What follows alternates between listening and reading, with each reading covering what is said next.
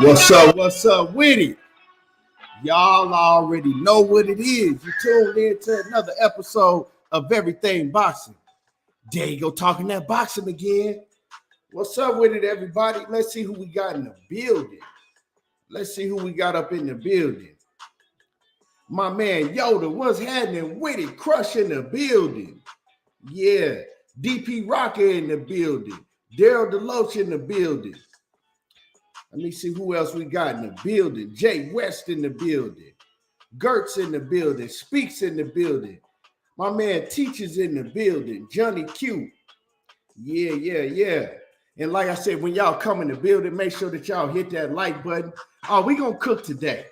Yeah, we definitely gonna cook today. I appreciate everybody for coming through. Like I said, hit that like button. Do me a favor when you come in the building. And we definitely gonna get into it. Yeah. Let's see what we got going on. With no boxing this weekend.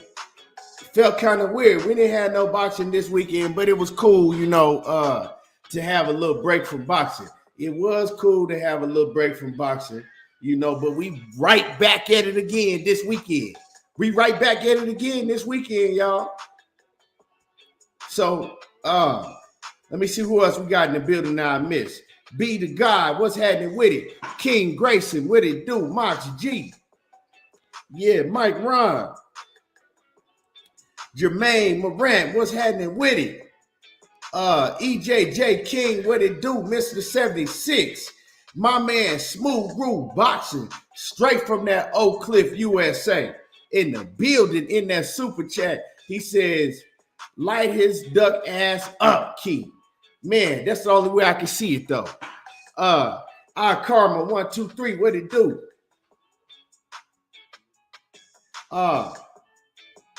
Speak said it was weird as hell to not have. Yeah, it was different, man. We still used to having fights every week. It was different, but like I said, it was cool for me. It was cool for me to be able to take a break. And grown man boxing, what it do? Rail Johnson 403 in the building.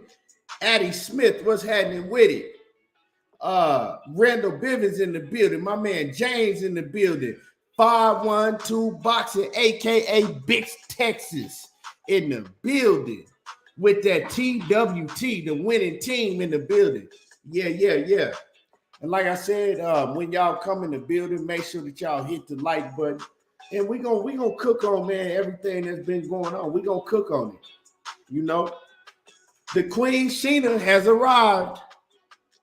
The Queen Sheena has arrived. Yeah. So yeah. Randall Bivens says, am I glad as Dak is back? Absolutely not. But it is what it is, man. You know what I'm saying? Like I was never that high on Cooper Rush, but the reality was that up until his last game, he was playing better than Dak. And Dak, he didn't play that well yesterday. He did, it was the defense, man. It was the defense. You feel what I'm saying? It was the defense. Jay West said, yeah, I'm from Arkansas. Oh, you already know. A-Town.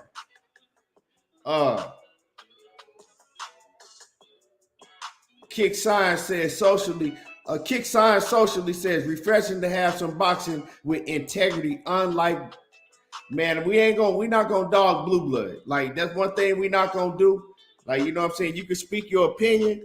And I appreciate the compliment, but blue blood, that's my guy. So we not finna dog blue. And I'm gonna speak on that. I'm gonna get into the whole blue blood situation. A lot of people feel different type of ways about blue, and I'm gonna speak on that shit too. And I'm gonna keep it raw with y'all. I'm gonna keep it straight up and raw. I'm not finna sugarcoat shit, and I'm gonna speak on how I feel about that situation with Blue. Also, in my opinion, might be different from everybody else's. Randall Bivens says Dak was to come back. Detroit is the team to come back on. If Dak was to come back, yeah, they definitely. You know what I'm saying? One thing about Detroit, they are going to find a way to lose. You know what I'm talking about? They finna find a way to lose. You dig what I'm saying? Well, that's one thing about Detroit. They gotta, you can see that Dallas really couldn't stop their offense a lot of times. They fucked themselves. You know what I'm saying? Detroit fucked themselves a lot of times, and then Dallas defense, they came through. Dallas defense came through like they've been doing the whole year, so it wasn't really Dak in the offense. Dak, he made some plays. He made a few plays. He fucked up a few times. You know what I'm saying? It is what it is. He played average.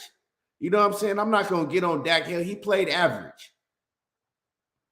He didn't play like he didn't make them lose, and he didn't do shit to make them like he played average. Ricky Williams was happening with it. Mr. Make the fucking fight. Yeah, that's exactly what they didn't do. They did everything Ricky Williams, they went against everything Ricky Williams been telling them to do. You know what I'm saying? Ricky Williams' motto was make the fucking fight, and they did the opposite. DeMar 77, what's happening with it? King Grayson, Chef Boy ID. Yeah. Ricky Williams in that super chat. I appreciate you coming through, man, showing love. He says, Bud is Mr. I'm not making the fight. Yeah, that's exactly what he did, man. That's exactly what Bud did. And when we get more people in here, I want to really dig deep into this. You know what I'm saying? I want to really dig deep into this. But before we dig deep into this, it's some other things going on in boxing. Like Devin Haney. You know what I'm saying? Devin Haney, he went out there, he beat the goddamn brakes off of, he beat the living shit out of George Kambosos, right? A lot of people was complaining about Devin Haney. He was running and just using the jab, and, you know, they want to see more out of Devin Haney. Well, Devin Haney came in, right, when he fought George Kambosos this second time, and he gave everybody what they want to see. Right? The people that was complaining about they wanted to see more out of him, well, he gave them what they was crying about they wanted to see. You know what I'm saying? He got dirty. He got in the paint. And he showed people that he don't have to just go out there and move and use his legs and use a jab. He put that shit together. Combinations, hooks, uppercut, all of it. He put it all together. And Devin Haney showed that he is a complete fighter. He's a complete fighter. You can't knock him for fighting George Kambosos and say that, oh, well, George Kambosos ain't this and that. George Kambosos went out there and he beat the man who beat the man. You know what I'm saying? When George Kambosos fought Teofimo Lopez, wasn't nobody saying that shit about, oh, man, he's a bum, he's a bum. People gave George Kambosos his respect after he went out there and beat Teofimo Lopez. People was giving George Kambosos his respect. Now, they took his respect when Devin Haney beat the shit out of him the first time because they didn't want to give Devin his credit. You got to give Devin Haney his credit. He's a complete fighter. Does he have some holes in his game? Yeah. But most of all these fighters got holes in their game. You feel me? And he's getting better and better every fight. Devin is getting better and better every fight. And he's going to continue to get better. But what was most impressive to me with Devin Haney was not how he went in there and beat the shit out of George Kambosos. Yeah, that was impressive, but I knew he was going to do that. I just didn't know in what fashion he was going to do it in, right? But what was more impressive with me is Devin Haney looked like he was fucking The Walking Dead in the goddamn in the weigh-in. Devin Haney looked like he was dead in the weigh-in, right? He looked like he was fucking mummified in the weigh-in. They just took him out of the goddamn mummy wrap and stuck him on the goddamn scale. He looked dead in the weigh-in. Like, real talk. He looked like he had embalming fluid pumped in him in the weigh-in. That man looked like, he looked like that he rose up out of the casket. They picked him up, right? Embalming fluid all through his body and put him on the goddamn scale. That's how he looked in the weigh-in. And I said, God damn, when I seen this shit, I had to pause it. I took a screenshot on my phone and I was just staring at that shit for like a whole minute. Like, what the fuck? How the hell What is going on? I said, man, ain't no way he gonna be able to perform like this. Ain't no way. I said, this shit is bad to myself. I didn't make no videos or nothing because I was busy. I couldn't really make no content. But I said, this shit looks bad. Like, that was one of the worst weight drain pictures I ever seen after weigh-in. Like, he looked bad. Like I said, the man looked like he was dead and had embalming fluid in him. Y'all been to funerals and you look in the casket and you know, the dead body, the face be blue, like he looked bad. His eye sockets was sunk in. He was blue. The nigga face was ashy and shit because he was so dry. And that's what impressed me. When he came to the ring, right? Now you know that they're gonna rehydrate. You know they're gonna rehydrate, but the way he fought, like he didn't look like he was dead just 24 hours before that. You feel me? Because usually when you see somebody that dehydrated from trying to make weight, when they fight, it shows up in the fight, especially in the later rounds. They looking sluggish. They're not looking the same. But hey man, he came out there and he put on. And that was what impressed me the most. How he was, excuse me, how he was able to rehydrate and look so good in the fight. He had to put on about 25 pounds. And I don't know how he rehydrated and put on all that weight and how, you know, he did his thing, but he did it and he looked good doing it. Now, moving forward, right?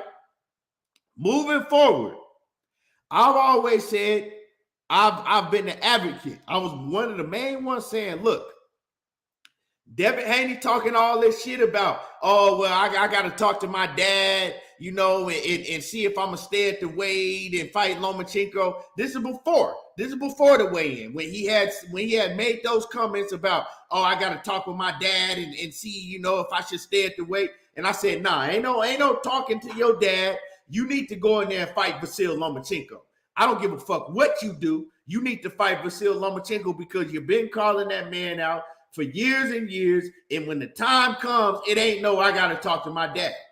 But now that I see that it's very, very difficult for him to make the weight, I'm going to keep it 100. I want him to fight Vasil Lomachenko. That's a fight that I want to see. But I wouldn't be mad, right? I wouldn't be mad if Devin Haney came out and said, you know what? I really want to fight Vasil Lomachenko, but I can't make the weight no more. Like, it's too taxing on my body. You feel what I'm saying? It's not healthy for me to continue to make this weight, and I got to move up to 140. I got to move up. I wouldn't be mad at him because after seeing that shit, that was scary to me. You know what I'm saying? Like, that shit scared me. You feel me? I thought I seen a ghost when I seen him standing on the scale. I said, oh, man, this motherfucker dead. He's dead. So that was scary to me. So if he came out and said, you know what? I can't make the weight. I can't make the weight. I can't kill my body to make the weight. I would love to fight Vasil Lomachenko, but I just can't do it. I can't do it no more. He did what he had to do at 135. He stayed at 135 long enough to try to get the smoke with everybody. It ain't like he ain't try to get the smoke with everybody. So if he got to move up, I'm not tripping. I'm not finna run around here talking about he ducked Vasil Lomachenko and when the fight came, he moved up. I wouldn't be tripping if he moved up because fuck everything else. Your health is more important. Your health is more important. You feel me? Your health is more important. Now, if he can make the weight and he can make the weight healthy, well, he needs to stay and fight Vasil Lomachenko. But if he gonna kill himself and damage his kidneys and do all that shit trying to make weight, he don't need to do all that. Sheena said, I thought I heard BA say Dev had no problem making weight. Well, I mean, he probably did say that, Sheena. I believe I heard him say that in the past too. But obviously, if you looked at him in that way, he had problems making that goddamn weight. He had problems making the weight, for sure.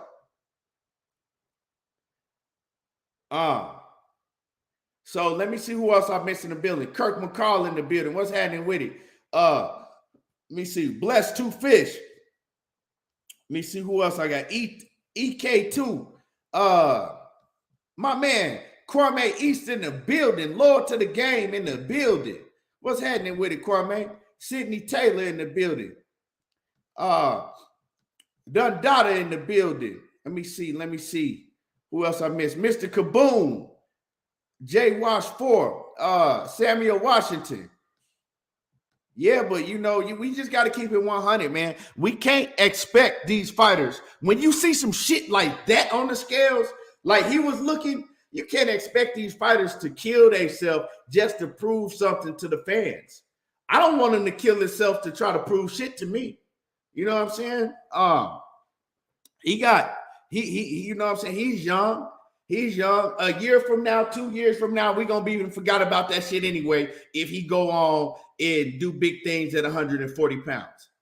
A year from now, 2 years from now, ain't nobody going to be talking about he ducked Vasil Lomachenko if that man tell you he can't make the weight if he goes on to 140 and show out at 140 pounds. But I'm going to say this. You go to 140, if you want all of the smoke, like you say, you've been showing throughout your whole career, you want all the smoke. It's a whole bunch of smoke at 140. You feel me? That's at 140 pounds. For everybody that doubts Devin Haney, this is where he's gonna really be able to show it at 140 pounds. Now, I don't doubt him. I don't think that he's the best 135 pounder. Everybody know I think it's Shakur Stevenson, and that man ain't even fought at 135. So that's just my opinion. I could be dead wrong. You feel me? But I think it's between Shakur Stevenson, Tank Davis, Devin Haney, and I'm going to even throw Ryan Garcia in there because everybody talk a lot of shit about Ryan Garcia, but he ain't been beat yet, and he knock out everybody just like Gervonta Davis do. So, a lot of people don't put no respect on Ryan Garcia's name, but I'm telling people right now, and you can mark my word, you can motherfucking time stamp this, you can screen record it, whatever. I'm not a big Ryan Garcia fan, but the boy is dangerous. And he got a lot of skills. He has some big flaws in his game, right? But he got a lot of skills in his game. He got a lot of skills and he got some dangerous weapons. So you keep playing with him if you want to. Big Dog Willie Khan to go, TWT in the building. He said Khan, KO, Spence, Hagler, Hearns, Roy Jones Jr. That's facts. Hey, man, I got to agree with you. Amir Khan, the greatest of all time. And salute to my man, Big Dog Willie. Let me see. Mr. Kaboom says DH might find the man strength he's looking for at 140. Now, with all this, if he goes up to 140, and I'm not talking about you, Mr. Kaboom. I'm just talking about in general, right? With all this talk about, if he goes up to 140, he's going to be stronger. He's going to be able to, find his man strength and start knocking these guys out. I'm going to tell y'all this, right? He probably will be stronger, right? He probably will be stronger at 140 pounds. But the fighters that he's going to be in there with, they also stronger. You feel me? They also are stronger and bigger. And as far as, him punching harder, you either born with that. You born heavy-handed. You know what I'm saying? He's not going to go up to 140 pounds and automatically start knocking guys out. That's not what Devin Haney is. He's not a knockout artist. He is a boxer that got skills. He can bang, right? He got respectable power, I would say, because he did enough to make goddamn George Kambosos look like he had been in a car wreck. So, you know what I'm saying? His power do something. Now, he's not going to knock you out or get you up out of there, but he don't need to focus on that. He is what he is. You know what I'm saying? He is what he is. He's athletic, very skillful, got a great jab. You know what I'm saying? Quick as fuck. Got great legs on him. So he is what he is. So he don't need to really worry about trying to knock these guys out. If the knockout comes, if it come, it come. If it don't, it don't. That's just not what he is. He don't, you know what I'm saying? He don't have to force knockouts neither. So it is what it is. D. Wilson, what's happening with it? Cedric Smith, what's happening with it? But I would love to see that fight between Devin Haney and Vasyl Lomachenko. That's a tough fight for Devin Haney. I know a lot of people think it's a walk in the park. I got Devin Haney winning the fight. So before we, move any further, I do pick Devin Haney to beat Vasyl Lomachenko. But it's a very tough fight. And y'all got to think, it's even a tougher fight because what happens if the fight is very close, all the rounds are close, but Devin Haney is edging it out, and we got Devin Haney winning by, let's say we got Devin Haney winning by 2 rounds. What do the judges have? It ain't going to be easy beating Vasyl Lomachenko on the scorecards.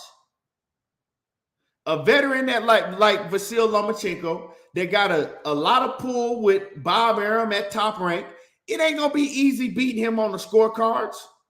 It's just not. You dig what I'm saying? It's not going to be easy beating him on the scorecard. So that's a very tough fight for him to win against. I don't see Devin Haney going in there and just dominating Vasyl Lomachenko. It's not going to happen like that. Vasyl Lomachenko is not the type of fighter that you're going to just go in there and dominate against. You're just not. He going to make it a fight. He going to figure some shit out. Vasyl Lomachenko got a high ring IQ. You know what I'm saying? He's a veteran. He still got a whole lot of skills, and we're going to be able to see that this Saturday night against Jermaine Ortiz. So when he fight Devin Haney, I'm looking for it to be a close fight. You got to have a whole lot of power to be able to do some shit to keep Vasyl Lomachenko off you. Like, see, the thing with Teofimo Lopez got explosive power. So when he was hitting Vasyl Lomachenko in the arms and shit early on in the rounds, Vasyl Lomachenko, he knew he couldn't just go in there and walk in and get caught with some shit from Teofimo Lopez. Devin Haney got very, very good jab and boxing skills, but Devin Haney don't got the power to keep Lomachenko at bay like Teofimo Lopez did. So it's going to be 2 different type of fights. Like I said, I got Devin Haney winning because, he's a more athletic, the younger fighter. But I'm going to keep it 100. I'm going to keep it 100. To me, this is me. And right now, at this point, at this age, Devin Haney ain't what Vasyl Lomachenko was in his prime. And I know a lot of you niggas going to get mad hearing that shit. And I don't give a goddamn. But that's just my opinion. At this, right now, you know what I'm saying? I know Vasyl Lomachenko was he was older than Devin Haney is right now when he came in the game, right? But Vasyl Lomachenko in his prime, I'm talking about the dude that beat Gary Russell, the guy that walked through Nicholas Walters and made him quit, and so on and so on. Devin Haney ain't on that level yet. But the good thing is that Vasyl Lomachenko right now ain't in his prime no more. And he's not at 126 pounds no more. You know what I'm saying? He's fighting almost 10 pounds above that weight division. But I'm just saying, so this gonna be a good ass fight. If they do fight, if Devin Haney do decide to stay at the weight, which I don't feel he has to. You feel me? DP Rocker, I don't give a damn what Vasyl Lomachenko or who he was beating in the Olympics. Nobody's talking about the Olympics right now, DP. We talking about Vasil Lomachenko in his prime in the professional ranks. I never said nothing about the Olympics, right? I don't care what he did in the Olympics. I'm talking about what he did when he came into the professional ranks. When he beat Gary Russell Jr., when he beat Nicholas Walters, when nobody was beating them dudes. So we're not going to take away from Vasil Lomachenko and act like he was never that top guy. He wasn't never him. Vasil Lomachenko was him. Let's not act like he wasn't him at one point in time. You know what I'm saying? I'm not for all of that running with narratives because everybody else do it and act like, Vasil Lomachenko wasn't this and wasn't that just because he white. I'm not finna do that. That motherfucker was bad at one point in time. And he's still bad now, but he just ain't as bad as he was when he was down at 126. Let's just keep it for what it is. Just is what it is. I'm gonna give credit where credit is due. Now, I know a lot of people feel some type of way because Top Rank was putting him on a certain pedestal and trying to say that he the greatest thing ever.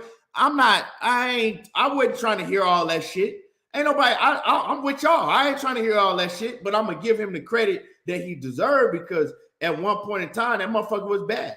Can't nobody say if you was a boxing fan, a real boxing fan, can't nobody say you wasn't looking at Vasil Lomachenko when he was in his prime like, man, this motherfucker got some shit. Because if you didn't look at Vasil Lomachenko, right, and say, man, this motherfucker, he is a bad dude right here. At one point in time, you can't tell me that you a real boxing fan. Because the shit that he was doing when he was in his prime, we don't see that often. That's the type of shit that we might see every 20, 30 years. You know what I'm saying? We seen it with Pernell Whitaker. We seen it with a couple, but we don't see that type of shit all the time. The shit that he was doing. And he still do a lot of it. He don't do it as fluent as he used to, but he still do it.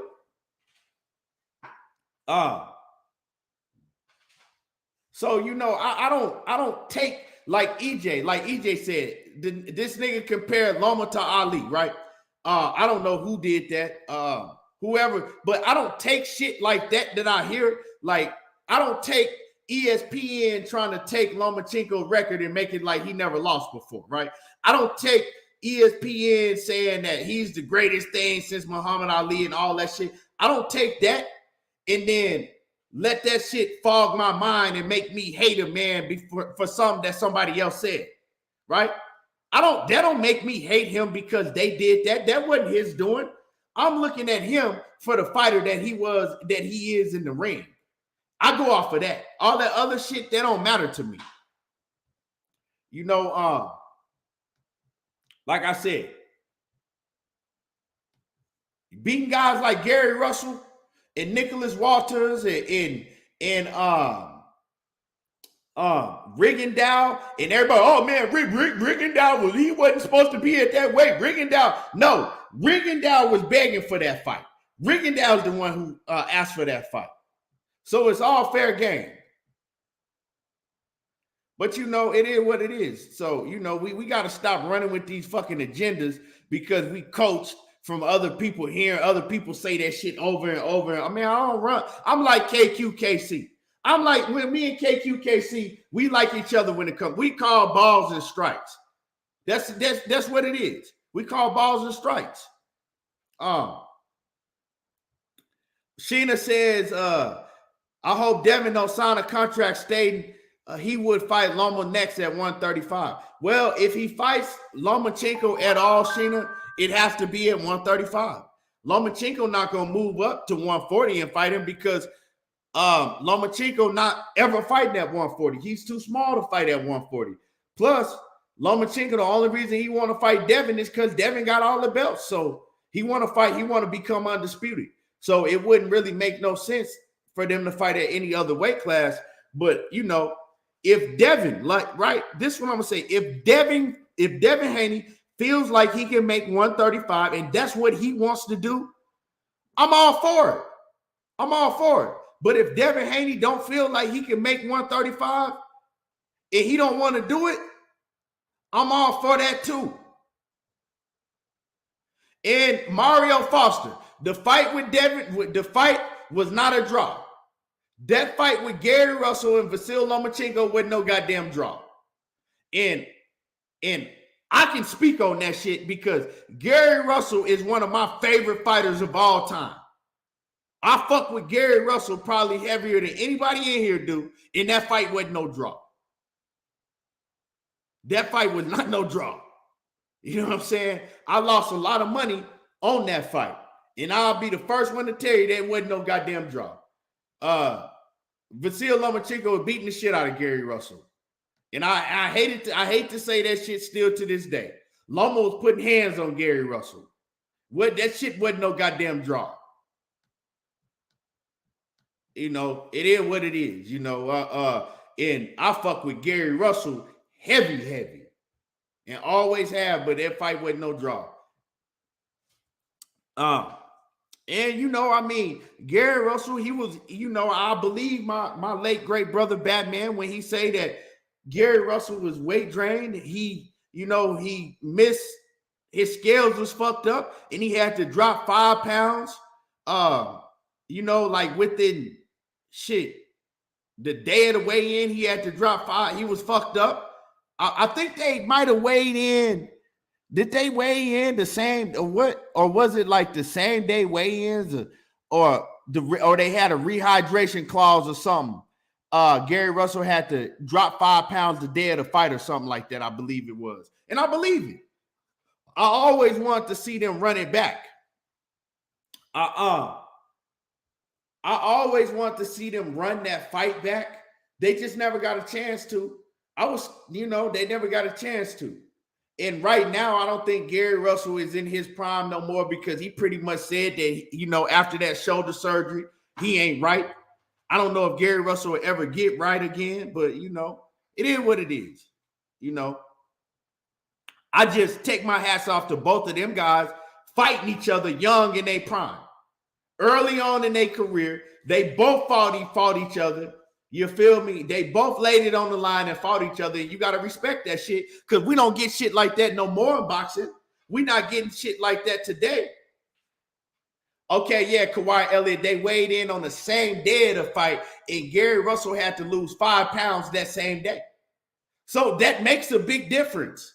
When you got to lose 5, and I told Batman, I said, Bat, and Bat was saying the same shit. He said, man, I was pissed. He said, I cussed out Gary because I told Gary, fuck it, just miss the weight. Don't kill yourself trying to get that extra 5 pounds off.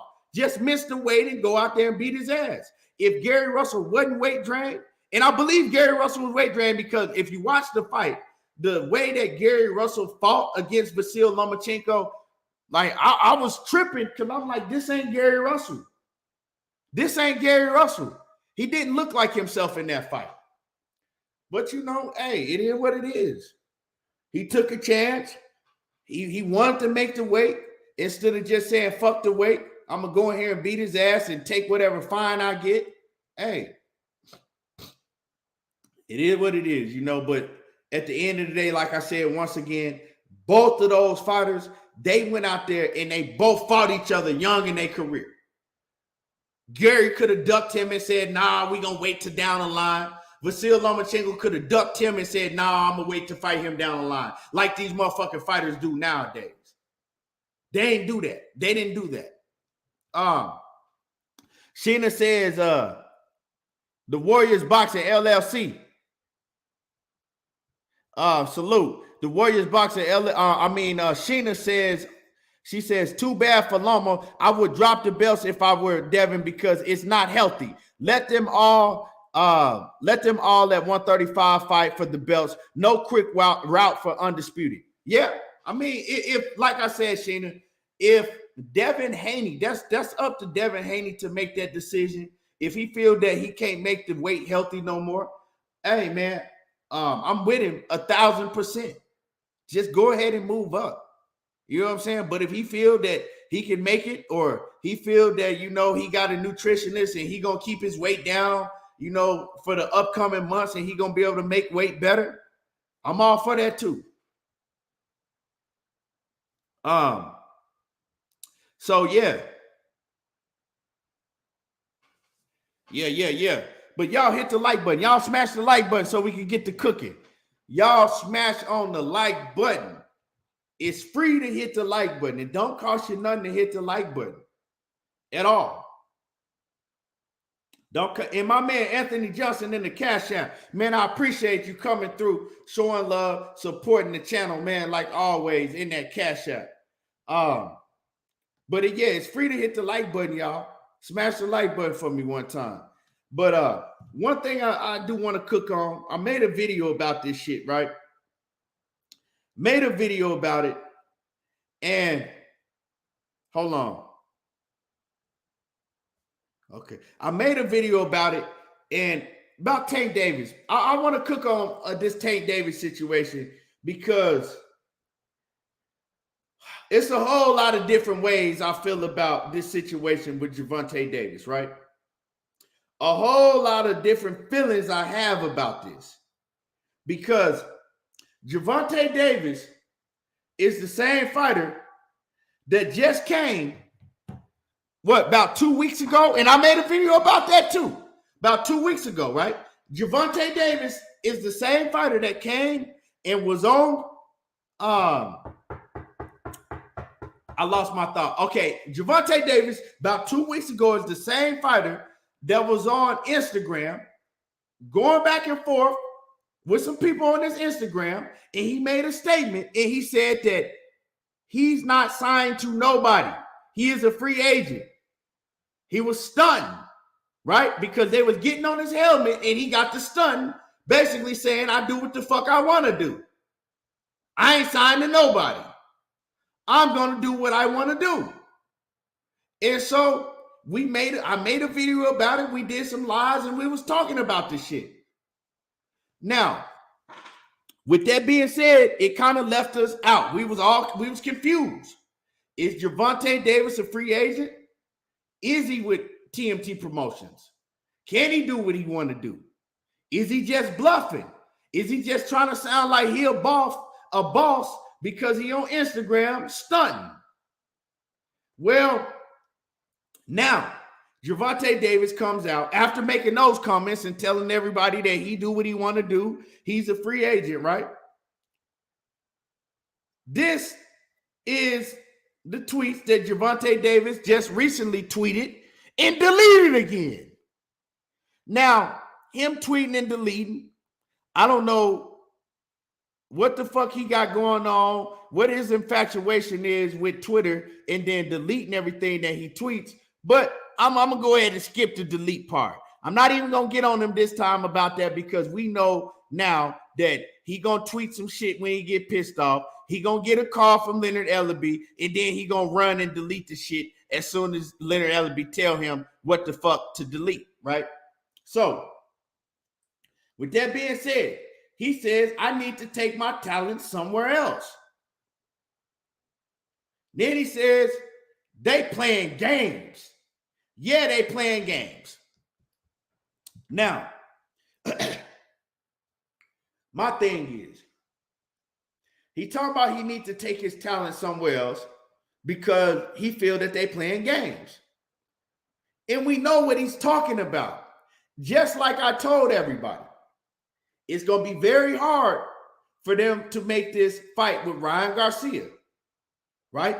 With Showtime Boxing involved and DAZN, they don't do business with each other. Both of them want to fucking show they nuts. Both of them want to have a goddamn tug of war of power. You know, one, DAZN and Golden Boy, they like, we need to be involved. This is our fighter, which make a lot of sense. Let's just keep it 100. It make a lot of sense. Leonard Ellaby, Showtime, and TMT, they like, nah, absolutely not. We want to take full control. We don't need y'all involved at all. Give us your fighter. Basically, give us your fighter. Let us do the pay-per-view with Ryan Garcia. Let him come over here to Showtime. You know what I'm saying? He'll pay y'all little fucking funky percentage that y'all get off of him anyway, and let us handle everything. We don't need you. And that's a discrepancy. I've been telling people. Now it comes down to Gervonta Tank Davis seeing that this fight is getting further and further from being made. And this is the fight that he told them that he wants, right? They told him that they could get it done. He told them that he wants to fight. See, one thing that I've understood is that if Tank don't want to fight nobody, he want to fight Ryan Garcia very, very bad. Very bad. I've seen this for some years now that he wants to fight Ryan Garcia very bad. So with that being said, Tank Davis, and the reason I know, if people want to say, oh, well, how you know he don't want to fight Devin and everybody else, and he want to fight Ryan Garcia bad? Because he shows you. All you got to do is go off of what a man shows you. He don't call nobody else out on Twitter. You feel what I'm saying? He don't go the extra mile with anybody else like he does with Ryan Garcia. Everybody knows he wants the Ryan Garcia fight very, very bad. Leonard Ellerbe knows that. Floyd Mayweather knows that. Steven Espinoza knows that. Ryan Garcia knows that. Goddamn, Oscar De La Hoya know that. Tank wants that fight very, very bad. And the reason he wants to fight is several reasons.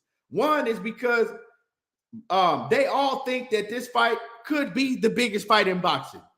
Not only because of the diehard boxing fans want to see Tank Davis in there with somebody dangerous.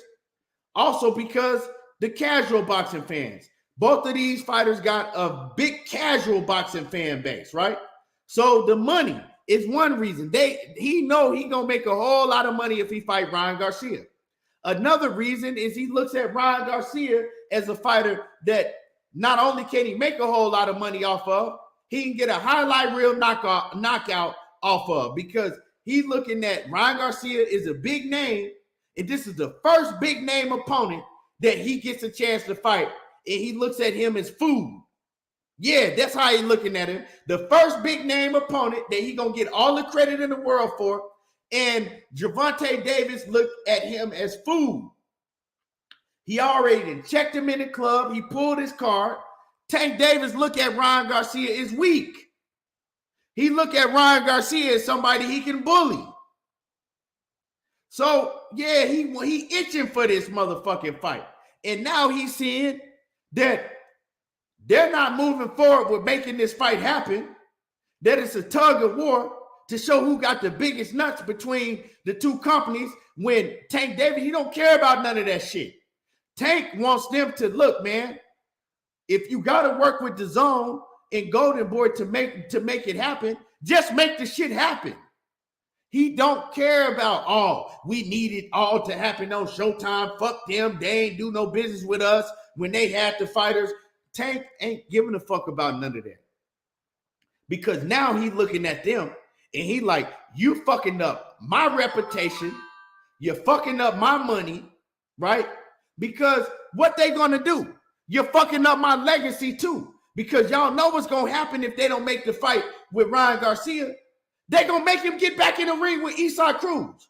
Because that's basically an in-house fight where they can pocket all of the money. You feel me? They already work with Isaac Cruz and his people hand in hand. It ain't difficult to make. Tank Davis, so I mean, Leonard Ellerbe and Floyd, they don't gotta pay Isaac Cruz that much, so they can pocket the rest. Pay Tank what they pay him. And Tank know that shit. He know. That's why he's saying, man, they bullshitting. They playing games. I want them to make the fight with Ryan Garcia, and they playing games. And see, this is where the frustration comes. This is where the frustration comes in. And this is why he's saying that they playing games, and he feel like now we got a big-ass fight finally with a big name, and y'all half-stepping on the shit. But hey, He's saying that you just said that you was a free agent, right? This is where this comes in, right? This is where I get on Tank Helmet, because you just said you're not bound to nobody at all, not a soul. You're a free agent. So that means that why are you crying about talking about they bullshitting and you need to take your talent somewhere else if you're a free agent? What you mean somewhere else?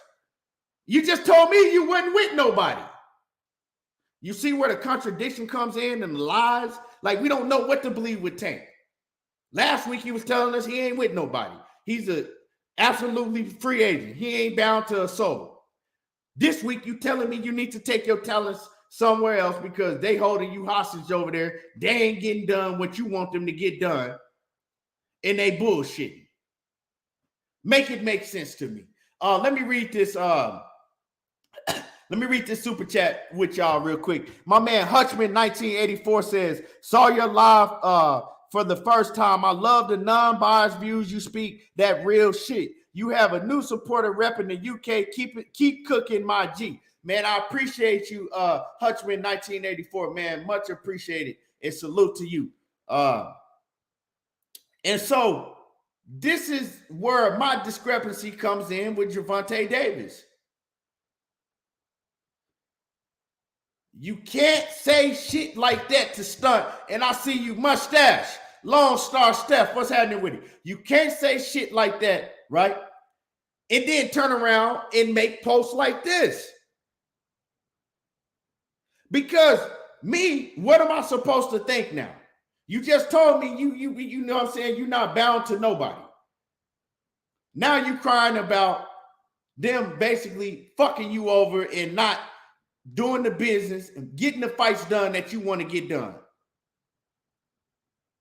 I don't know what the fuck should we, like, what should we think?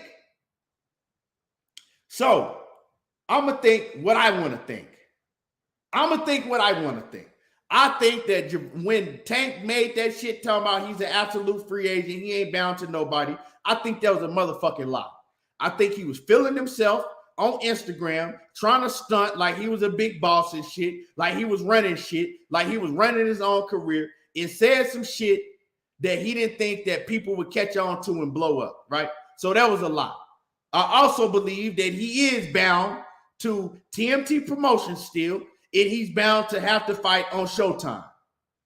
And he want to get out, right? He want to get out of that shit that he's stuck in, but he don't know how to.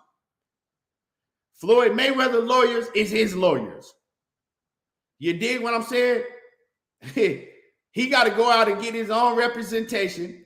If he got money, if he got the bag like that, and try to buy himself out of his contract. Now, it's all fucked up over there with Gervonta Davis and Floyd Mayweather and TMT Promotions and Showtime and all of that, right? Because you buy yourself out of your contract. Al Heyman is the end-all be-all for some of these fighters. You leave Al Heyman because Al Heyman is tied to everything. Floyd told y'all. Basically, me and Al Heyman, we might as well be the same people. Because any business that go through Al Heyman, go through me too. I talk to Al Heyman every single day. Now, I'm going to tell y'all, a lot of people think that Floyd is bullshitting, full of shit when he say that. I believe Floyd when he say that. And I'm going to let y'all know why I believe Floyd when he say that. Because one thing I know is Floyd Mayweather's a billionaire. I know Al Heyman got a lot of money, but it ain't never been documented that Al Heyman is a billionaire. I'm not saying he ain't, but I'm just saying you can't show me no proof that Al Heyman is a billionaire. We know that Floyd Mayweather is a billionaire. So with that being said, a lot of this shit that's going on with Al Heyman, they work together. Y'all got to believe that Al Heyman using some of Floyd Mayweather money. Floyd Mayweather is got big ties in PBC. When Floyd Mayweather tell you I am PBC, why you think he's saying that shit?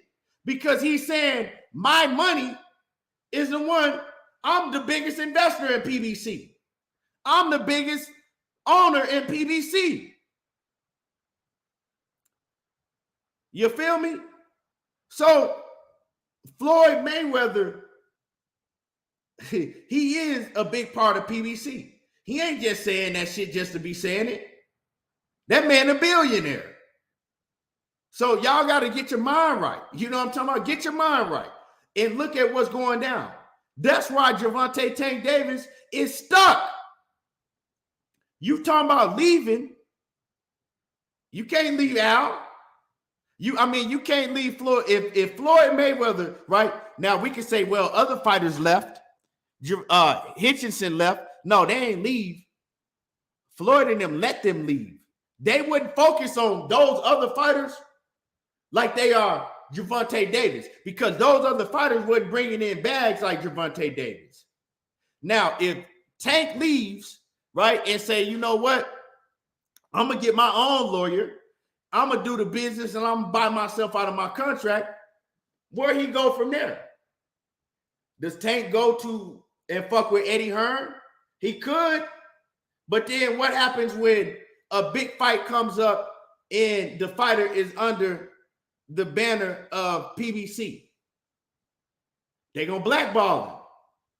Or what happens when a big, you know what I'm saying? Like, it's a lot more complicated than we see it just from the outside looking in.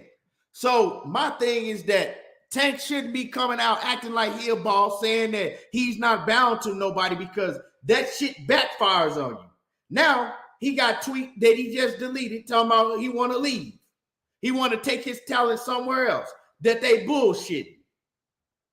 And they going to continue to bullshit.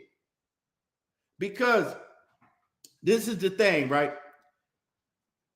They're looking at Gervonta Tank Davis like the kid. Floyd Mayweather and Leonard Ellerbe is the daddy, and you the motherfucking child. And you showing that the relationship is like that. Because when you tweet some shit, when they call you and tell you to take it down, you do just that. You do that. Al Haymon ain't calling him to tell him to take it down. Al Haymon, I guarantee you, Al Haymon don't know what the fuck Twitter is. I mean, he know what Twitter is, but Al Haymon ain't on no Twitter. Al Haymon ain't worried about what the fuck a fighter putting on Twitter. But Leonard Ellerbe is. Leonard Ellerbe on Twitter arguing with fans every day. Leonard Ellerbe see everything that's posted on Twitter. So yeah, that's Leonard Ellerbe. They treat him like a fucking kid. And so with that being said, when he erasing tweets, when he get that call and he erasing tweets, that's showing me that they have power over him. And Gervonta Davis know they have power over him. That's why he get frustrated, lash out, and then erase the shit. Because a man that don't care what nobody else think and don't have nobody else holding power over their head, they don't move like Tank do. Tank moves like someone that has power over him. And he know that they can, hey, they can go ahead and blackball his ass. But it's a rough situation. Let me get through some of y'all comments. Sheena says, hey, Key, nice hat, Keon. I was too busy typing to notice I'm listening to you, though. I appreciate you, Sheena. Hopefully we can do something this year. C. Irvin the Wiz says, no, sir, Al Haymon had money before Mayweather. He was a concert promoter when Michael Jackson was touring. He got plenty of them. Okay. Who in here heard me say that Al Haymon didn't have money? Did anybody in here hear me say anything about, actually, I said that we all know that Al Haymon has a lot of money. But show me documents that Al Haymon has $1 billion. Show me documents that Al Haymon is a billionaire. I'm not saying he ain't, but I'm saying I need you to show me documents that Al Haymon is a billionaire.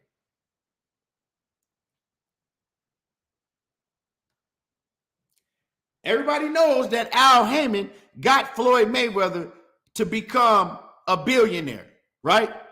But that don't mean that he's a billionaire himself. I'm not saying he ain't. But if you show me documents, we can go ahead and change this whole conversation around. Send me documents that Al Haymon, go ahead and put the link in here that Al Haymon is a billionaire. Like I said, one thing we know is that Floyd Mayweather is a billionaire.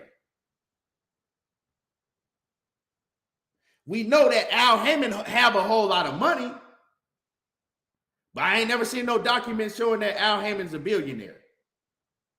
Now, when Floyd Mayweather says that if you with PBC, you with me, because what he's saying is that my money is PBC. I'm the one that keep this shit going because I'm the biggest investor in PBC. I invested my dollar into PBC. Trust me, I'm telling you. That man ain't just talking that shit because y'all got to think. If Floyd Mayweather was running, would Floyd Mayweather be comfortable, right? Going to Fight Hype, saying shit like that and thinking Al Haymon ain't going to hear it? He's saying that and he knows Al Haymon going to hear that shit. He know Al Haymon hearing everything he's saying, but he's confident in what he's saying because he knows it's the truth. I don't like Floyd. I don't fuck with Floyd. But I'm not gonna call that man a liar when he tell y'all, look, you know, PBC, everything that go through PBC gonna run through me if I wanted to run through me because I put my money into this shit. That's just what it is. My man Randall Bivens says power is the ability to recognize. Hold on, it skipped on me. I can't even say that word. And make it act is desired manner, Dr. Huey Newton. I don't want to mess it up. Phenomena. I can't even pronounce that. I ain't even never seen that word before, but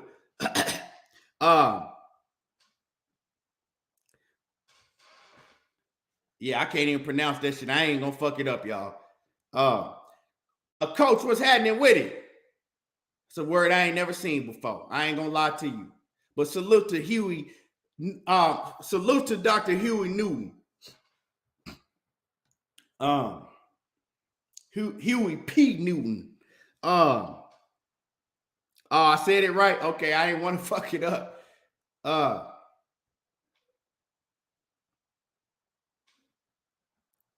Warriors Boxing LLC says Al, Floyd, Sam Leonard is one team, period. If you sign to Al, you are signed to Floyd. Yeah, because if it's just like this, right?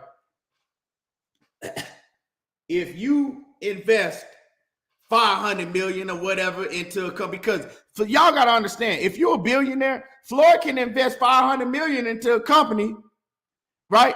Floyd is a multi-billionaire. Like Floyd, y'all don't get it twisted. Floyd is a multi-billionaire. If you're a multi-billionaire, you can invest $500 million into a company and still be a motherfucking billionaire.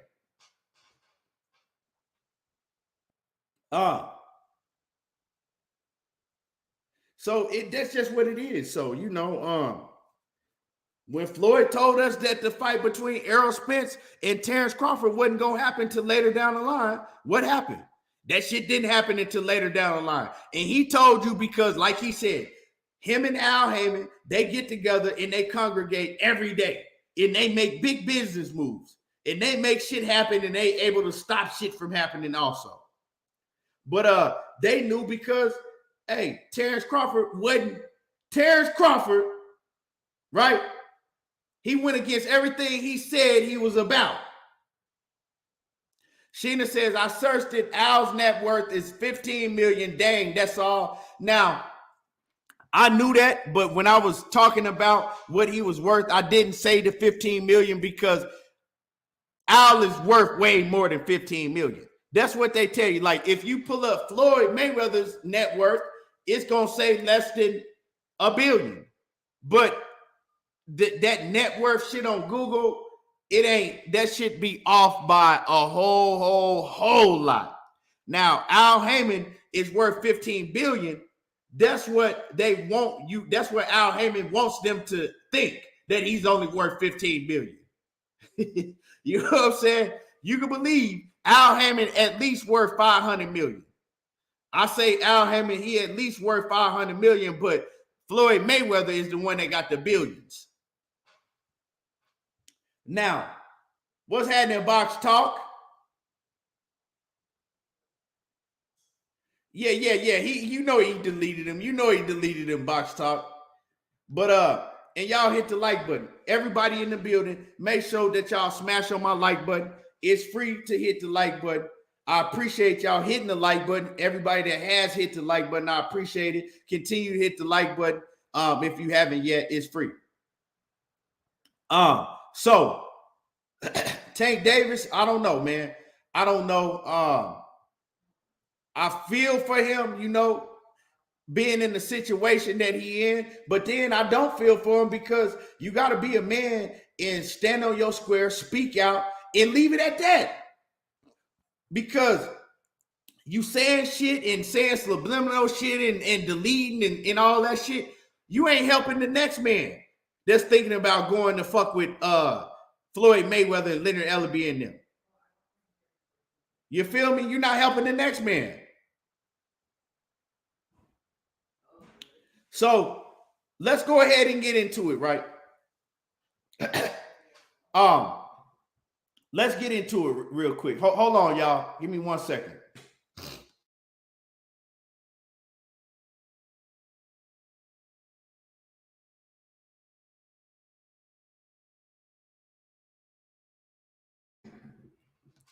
All right, let's get into it, y'all. All right.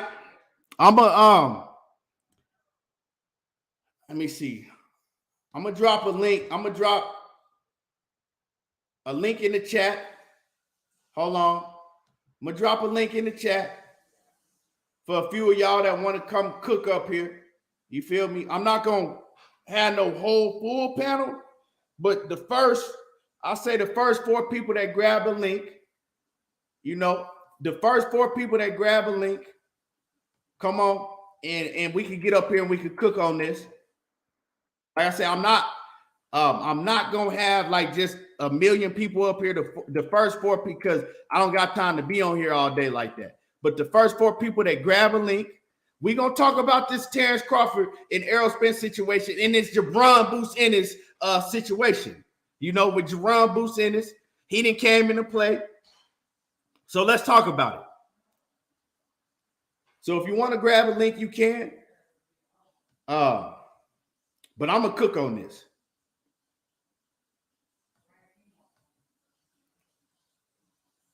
Now, we ain't gonna waste no more time. Now, I'm seeing all of the Terence Bud Crawford fans run around, clapping their hands, jumping up and down.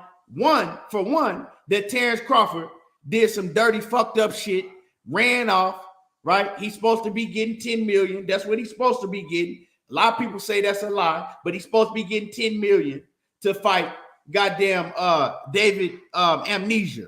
He's supposed to be getting 10 million to fight Amnesia. He done ran off, left Errol Spence at the altar, lied and had Errol Spence thinking the whole time that they was gonna make a fight for the beginning of next year, right? He done ran off and he done chunked the deuce to go grab a bag, right? Showing that he didn't want no smoke, showing that he is the opposite of everything that he said he was about, right? He done ran off. You feel what I'm saying? He done ran off and did some sucker shit. Now, all of his fans, I'm not gonna say all of his fans. Let me take that back. A lot of his fans, a big majority of his fans, they clapping, saluting Bud, and now they on some shit. Oh man, Errol Spence, let's see if he gonna duck Boots. He needs to fight Boots. He gonna duck Boots. Let's see if he gonna duck Boots. First of all, let me say this, right? Let me play this, right? Let me play this real quick. Before y'all get to, talking and shit, let me play this real quick for y'all, right? Hold on. Play this. Let me play this real quick, y'all. This is why I'm calling this man a fraud, because as a man, you're supposed to live up to your words and do what you say you're gonna do, right? You're supposed to, all that shit he was talking. This is what he had to say about Errol Spence.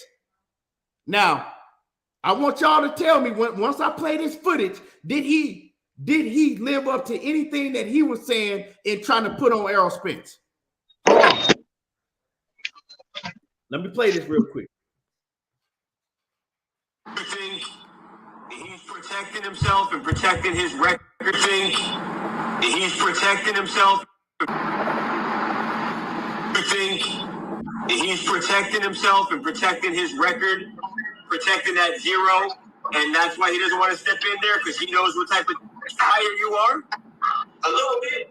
That has something to do with it a little bit, but at the same time, I just think he thinking the big picture. Like, if I take a chance like this, I need to be getting paid as much money as possible, just in case if I lose.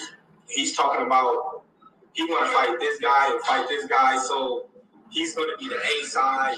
He don't want a 50-50 fight. Well, that just lets you know right now he's not 100% confident in his own abilities. He can say what he wants. The casual fans can say what they want. But me, if I'm confident in my abilities, I'm like, okay, we can do it. It don't matter if it's 50-50. Okay. Now he said, right? This is what he said about Errol Spence. He said that Errol Spence, he don't believe that Errol Spence is confident in his abilities, right?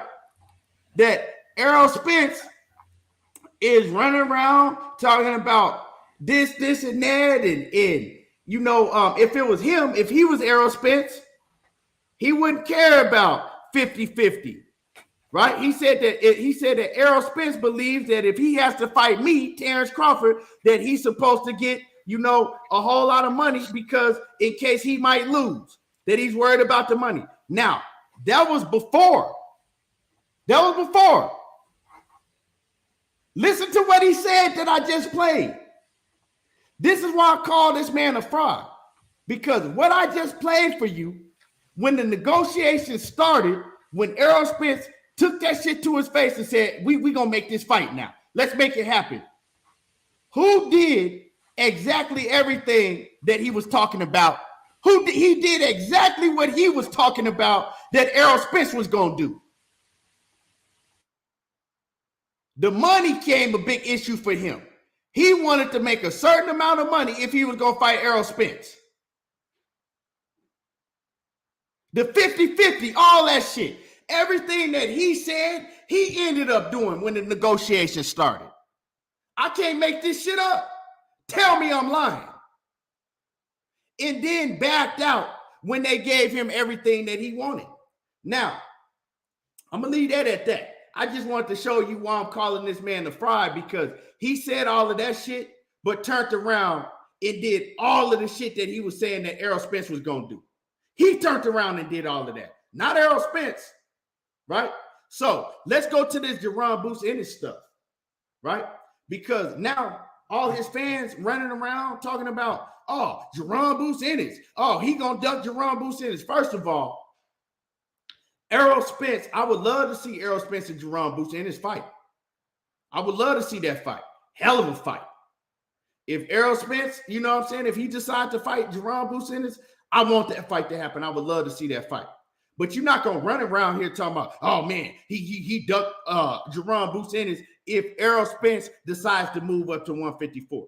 And another thing, Stanionis been Errol Spence's mandatory for a long, long time now. Stanionis was supposed to fight Errol Spence when Errol Spence fought Ugas. And Richard Schaefer, in Money Brown TV, had Richard Schaefer on his channel. And Richard Schaefer told Money, you know what? We're going to step aside and let Errol Spence have his fight with Ugas, because we're not going to get in the way of a unification. But after that, unless it's Terence Crawford, we're not stepping aside no more. This man, Richard Schaefer, said that on Money Brown TV because they have first dibs over Jaron Boots Ennis. Emmanuel Stanionis has dibs over Jaron Boots Ennis. So if Errol Spence stays at 147 pounds, he don't have no choice but to fight Stanionis. So if y'all want to run around here talking about, oh man, he done here Boots. Y'all wouldn't run around talking about Terence Crawford fighting Boots.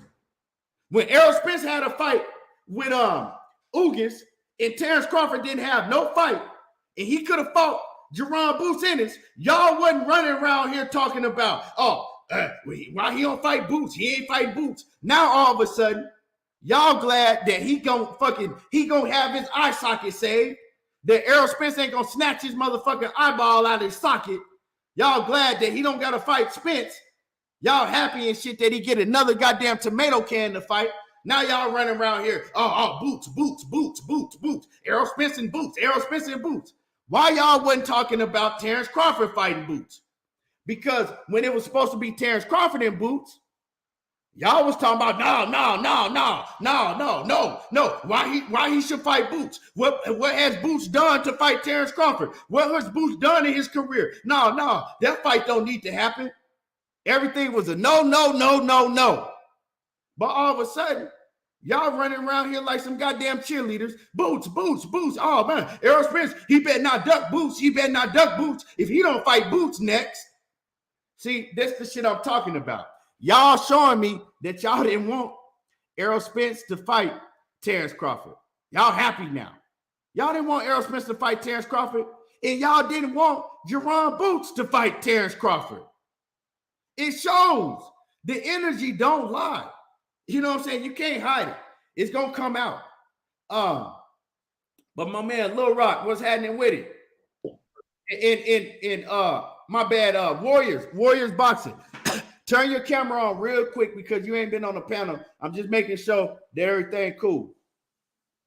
Turn your camera on in the background before I put you on. Then you don't have to keep it on. You just turn it on in the background so I can see that you're a real person. Validation. Okay.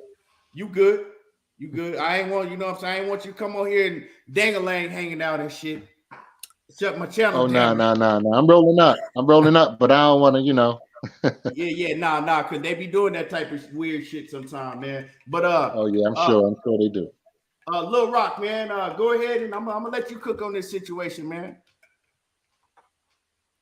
Let me take you off mute. You was on mute. You good now?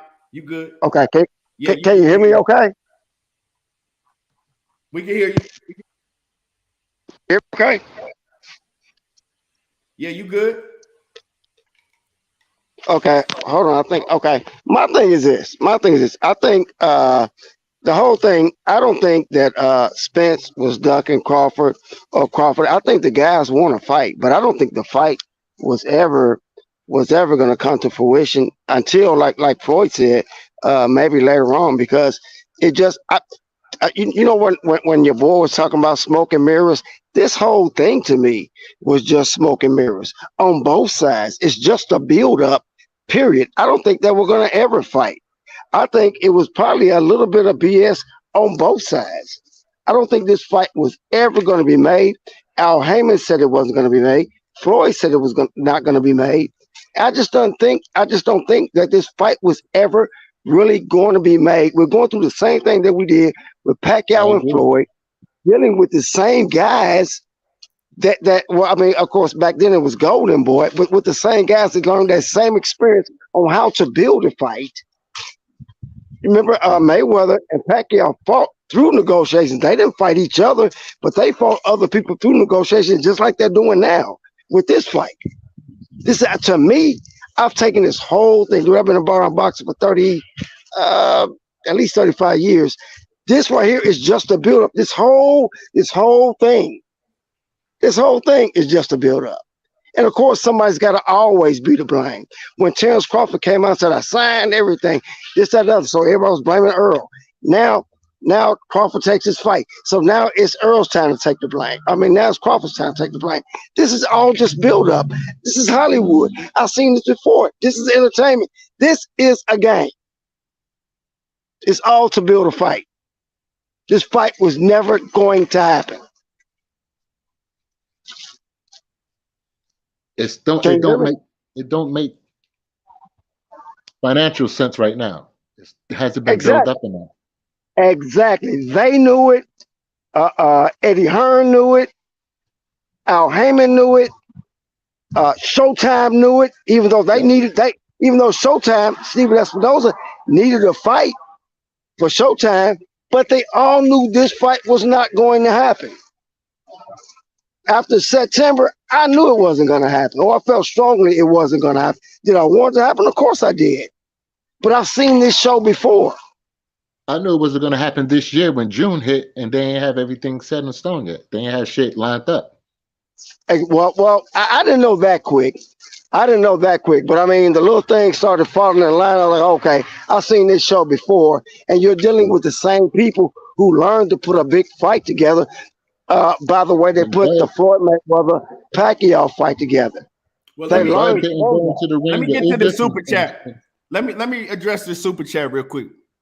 Okay, sure. Man, Martin says Al gave him a slave contract. I think that's what he was trying to say. Bud get his money. Now, check this out, right? And I'm gonna respond to all of that, right? The clip, that's why I played that clip for y'all, right? The clip that I played was Bud Crawford saying himself, Errol Spence is the one. Errol Spence, I believe that it's all about money with him. If he wants to fight me, he gonna ask for a whole lot of money. He gonna do this just because he's not confident in his abilities. If I was Errol Spence, I wouldn't care about no 50-50. I wouldn't care about the money because I'm confident in my abilities. I just want to get in there in the ring and show that I'm better. When it came down to showing that, he did the exact opposite. It was all about the money. How much money I'm going to get? Can y'all open up the books? This ain't enough. That ain't enough. But we really don't know that. We don't really know that. You know that. No, you can't tell me. I don't know. I know. I didn't talk to his people behind the scenes. So I know what it was about. Burning a boxer. I mean, come on, man. No, I'm not talking about burning a boxer. You know what I'm saying? I didn't talk to his. It was all about money. That's why the business didn't. So y'all saying that, oh, well, we know that the fight wasn't going to happen, well, I knew that too because it wasn't enough time. But the fight didn't happen because it was discrepancy. Terence Crawford wasn't satisfied with the money situation. However, the split, the no get, whatever. What he wasn't, it was all about the money. That's why it didn't happen. This fight let me ask you this. Let me ask you this. Hold on. This fight could be going on in November, but the discrepancy was money. It ain't that, oh, well, they just couldn't make it happen because, no, it could be going on in November. But one side, they couldn't get a deal done with Terence Crawford. That's why the fight is not happening.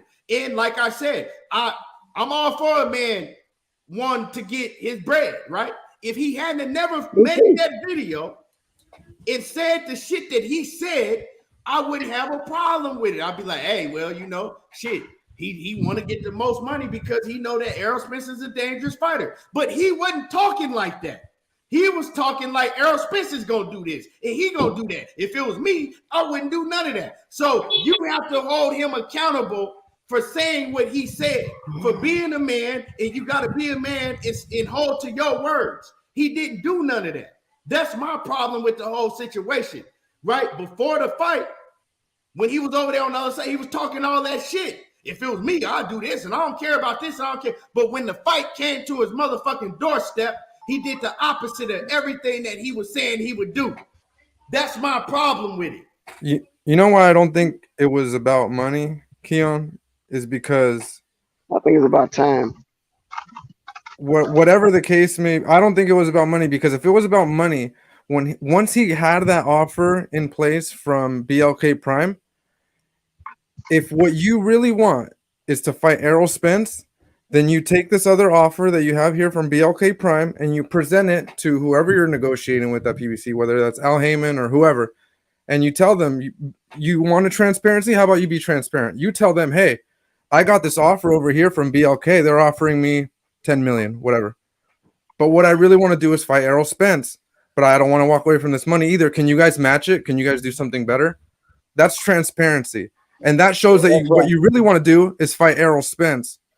So I don't think it was necessarily the money, because what I saw there is an opportunity to make, if not the same, potentially more, right? By presenting that same offer to PBC and showing them what they're competing against, right? That's how you negotiate. That's transparency. That's how you get a deal done if what you really want to do is fight Errol Spence. And not only that, if they got 10 million to give Crawford and they don't, and PBC don't have it, why don't you do it jointly? They got 10 million over there. Bingo. Why don't you do it with them? You got 10 million Bingo. just for Crawford. Not to mention Bingo. what you got to pay the opponent. Instead of You got trading a 10 bidding million war, just for do a Crawford. cold Do it promo. together. How do they have 10 million though? That's Dude, I ain't buying that. I ain't buying that at all. Because And I I'll tell mean, you if what, you look it up, they only Crawford's worth playing 5 a million. dangerous game with that, because we've seen people this year show up to fights and not get paid, and don't fight. That's a dangerous That's what I'm game right saying. there. I have a lot to say about that, but Blue Blood is affiliated with them. Blue Blood is my guy, so I'm gonna just leave. I love Blue Blood. I'm not Do or die. I love Blue slander Blood. and knock them in no type of way because Blue Blood is affiliated with them. So I'm gonna just leave it at that. But Martin Daytona, Exactly. I understand that totally. Martin Daytona says, you expect a man to take 35% with no transparency. No, I expect a man to be a man of his word. And when the time comes for you to show that you about everything you was talking about, for you to do just that. Other than that, you know what I'm saying? Don't say that shit. See, he was saying all of that shit and he didn't believe that himself. But my problem is when you say shit like that and, oh man, Errol Spence this and Errol Spence that and Errol Spence that. If it was me, if I was Errol Spence, I would do, because I'm this and I'm that. And if I was there, and see, when the time came, they called your bluff to do everything you said you was gonna do. That you were saying, oh, if you was Errol Spence and Errol Spence, you did the exact opposite. You showed that everything that you was saying that Errol Spence is and Errol Spence ain't was actually you. That's a fact. Right. That's all I'm saying. My whole point is, I'm not telling him to take shit or don't take shit. I'm telling him to be a man of his word, right? And show us you about what you was talking about. That's it. That's not too much to ask for. And on the whole 35%, Rick Glazer explained that the 35%, the flat 35%, that's 35% on the front end and the back end. That's the 35% is both. When you agree to a 35%, that's front end and back end. Man, he didn't agree to nothing. He didn't agree to shit. That's all smoke and mirrors. If he'd agreed that's to what I believe. That's the deal that they supposedly had said to him. Yeah, right. And we don't know that. But that's what Rick Glazer explained it on a channel that I don't even want to talk about. Nobody showed no receipts. If he would agree to that, then right now he could save his ass by showing receipts. And the way he talking, if he had receipts, he'd be showing them right now. Period. So the fight could have happened in between June up to right now October. The fight could have happened on November the 19th. That man was the one beating around the bush, stalling them people out, asking for new shit every time they give him what he's looking for. So no, everybody's in that person mode. It's this, that man. It's Terence Crawford. That's it.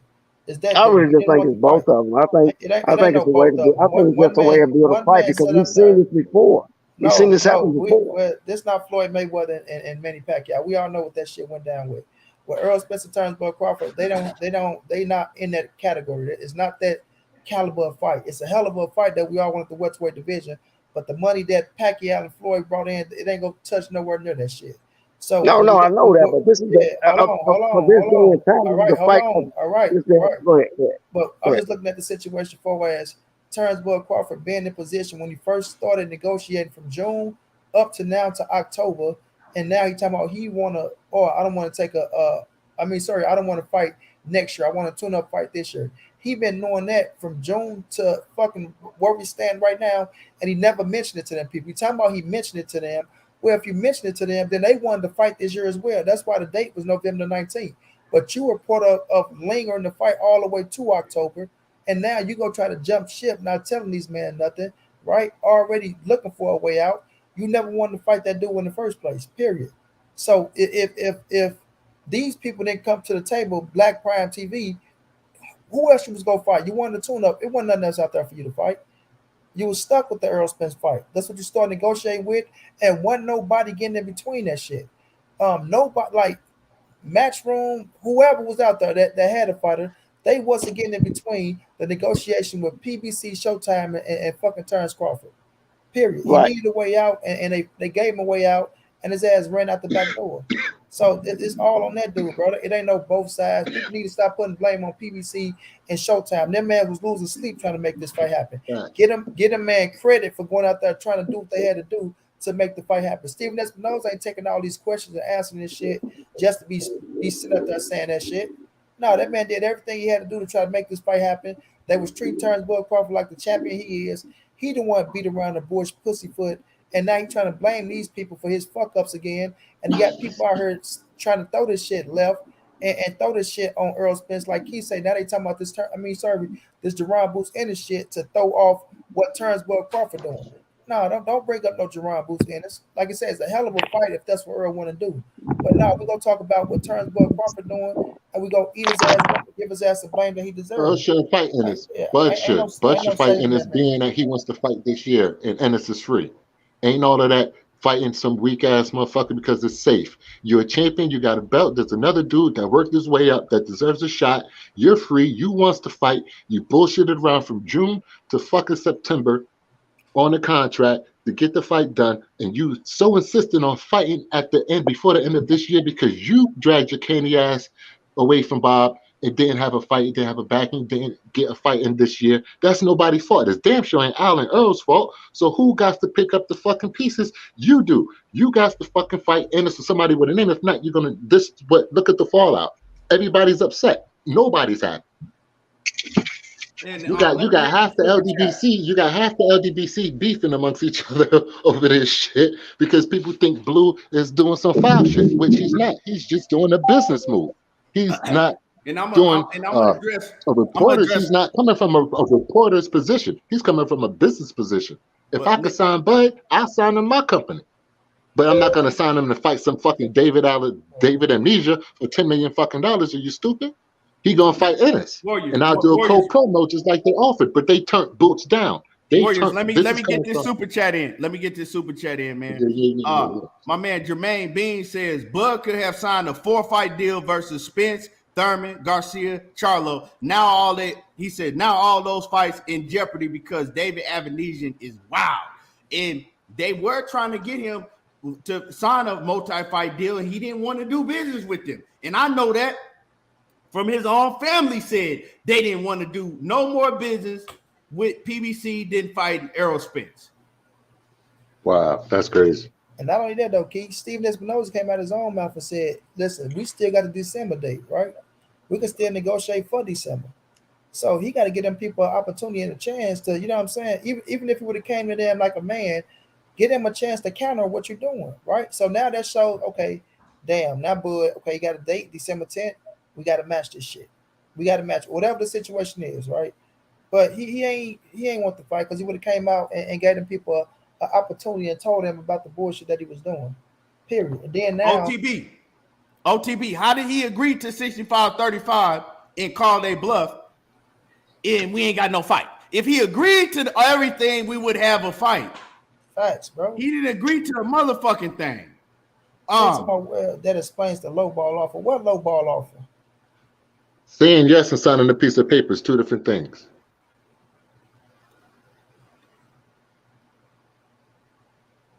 You can agree to terms and say, yes, I agree. And I want to address this, right? I want to address the Blue Blood Sports TV shit, right? And I'm going to keep it raw with y'all. And Blue is my guy. And I know a lot of people that I've been seeing, a lot of people been making videos on Blue. I ain't watched them, but, you know, I've been seeing them. I watched one of them. My man Marlo. You know what I'm saying? Marlo kept it real on how he felt about the situation. That's the only one I watched. But I'm gonna keep it 100 on the Blue Blood situation, right? I believe this is what I believe that happened with Blue. I believe, because Blue ain't gonna lie about meeting Terence Crawford or seeing Terence Crawford at a 7-Eleven. However, they saw each other. However, y'all want to believe they saw each other at a 7-Eleven. They saw each other at 7-Eleven, right? And so I feel that once whatever heated argument, you know what I'm saying, I feel that Bud did see him.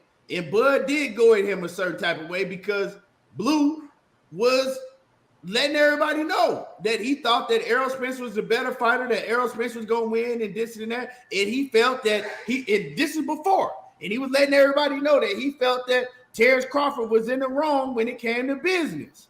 You know, a lot of times. Terence Crawford, he didn't like that shit. So he approached Blue like Terence Crawford does. This is not, Terence Crawford will approach you if he see you.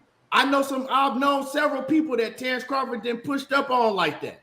He pushed up on Blue, you know what I'm saying? He had his words with Blue or whatever, and I feel that after the conversation calmed down and they got to talking civilly like men, I believe that Blue came at him and was like, hey, my company I'm with, BLK Prime, we got a lot of money, and we looking into getting in the game, and we looking to put the money that we got behind a fighter. And you would be the perfect fighter for us to put a lot of money behind. You know what I'm saying? And Terence Crawford was probably looking at the nigga like, yeah, shit on his face at first. And, you know, like I said, Blue was like, hey, no, I'm serious. We got this money and we looking to make some shit really happen. You know, we looking to get fighters and making shit happen. We want to put a lot of money into a fighter. Won't you, you know what I'm saying, get my contact and just listen to us, hear us out. And I believe that's exactly what Terence Crawford did. He got Blue contact. You know what I'm saying? He got with BLK Prime the people, and they talked to him and they told him what they had in store, what money they had on the table, and what they could do. And once he heard that shit, that Errol Spence shit was pretty much off the table for him at that point in time. He felt like, oh, damn, I'm going to go fuck with them. Now, if I can still get the Errol Spence fight, you know, if it's still there, maybe, you know what I'm saying, we can make it happen. But right now, I'm focused on getting this bag that they offering me right here. And I can do it before the end of the year. So, with that being said, I believe that's how that happened. Blue might tell you it happened different. Him and Terence Crawford only know how it happened. I'm not calling Blue no liar. I'm just saying I believe that's how that shit probably happened, right? Now, with that being said, you can't blame Blue for Terence Crawford taking upon the offer. Blue can't make Terence Crawford as a man do a motherfucking thing. That was Terence Crawford's decision. However it happened, that was Terence Crawford's decision to take them up on their offer. That was Terence Crawford's decision. You know what I'm saying? Blue is doing what he has to do for himself and the company that he's affiliated with. That he's with, right? So I don't blame that shit on Blue because you niggas do the same shit. So niggas crying about, oh man, Blue Blood sabotaging Blue Blood.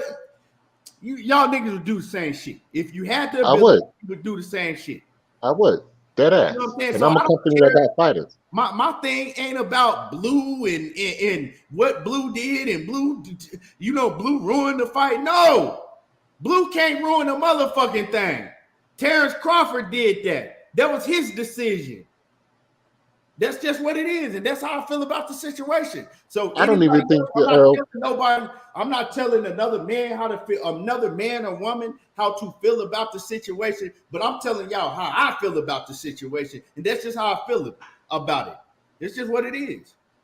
I don't think the fight is dead. I just think it's delayed to first quarter, maybe mid next year. Well, see, the thing is now you telling Errol Spence, right? Because I'm listening to Blue and Blue talking about some March. because you got to look at it, right? A lot of people say, oh man, the fight can still happen early. No, it can't, because Terence Crawford fights in December. He can't turn around and fight again in January or February. 2 down months. That's He's not finna fight in a month or two. If he's fighting somebody like a David out of Amnesia, you could. No, hold on. You're not about to fight. I don't give a fuck if he fight Money Ground TV. He ain't finna be in the full training camp and then turn around and do a whole nother full training camp for a fight as big as Errol Spence in a 2-month span. That's not going to happen. March ain't 2 months. March is 4 months out from December. No. I said because they were telling y'all that March the fight would happen in probably like February, right? That's 2 months, right? That's 2 December months. 10th. December 10th. Hold on. You're not listening to what I'm saying. I'm saying when the reports came out that the fight wasn't going to happen until very early next year, like January or February, right? Mm-hmm. Now, you want Errol Spence to sit around at 147 pounds of a weight that he already been telling us for years that is very hard for him to make. He's been telling us for years that he wants to move up to 154. Now you expect him to sit around all the way into March or April? No. Ain't he gonna fulfill a mandatory? Huh? Ain't he gonna fulfill a mandatory? But you still gotta stay at that weight, a weight that he don't want to stay at. He's staying active and he's staying active and he's fulfilling a mandatory. It doesn't matter. You still gotta make that weight. Yes, true. He still has to sit around until April to make and to try to make the weight.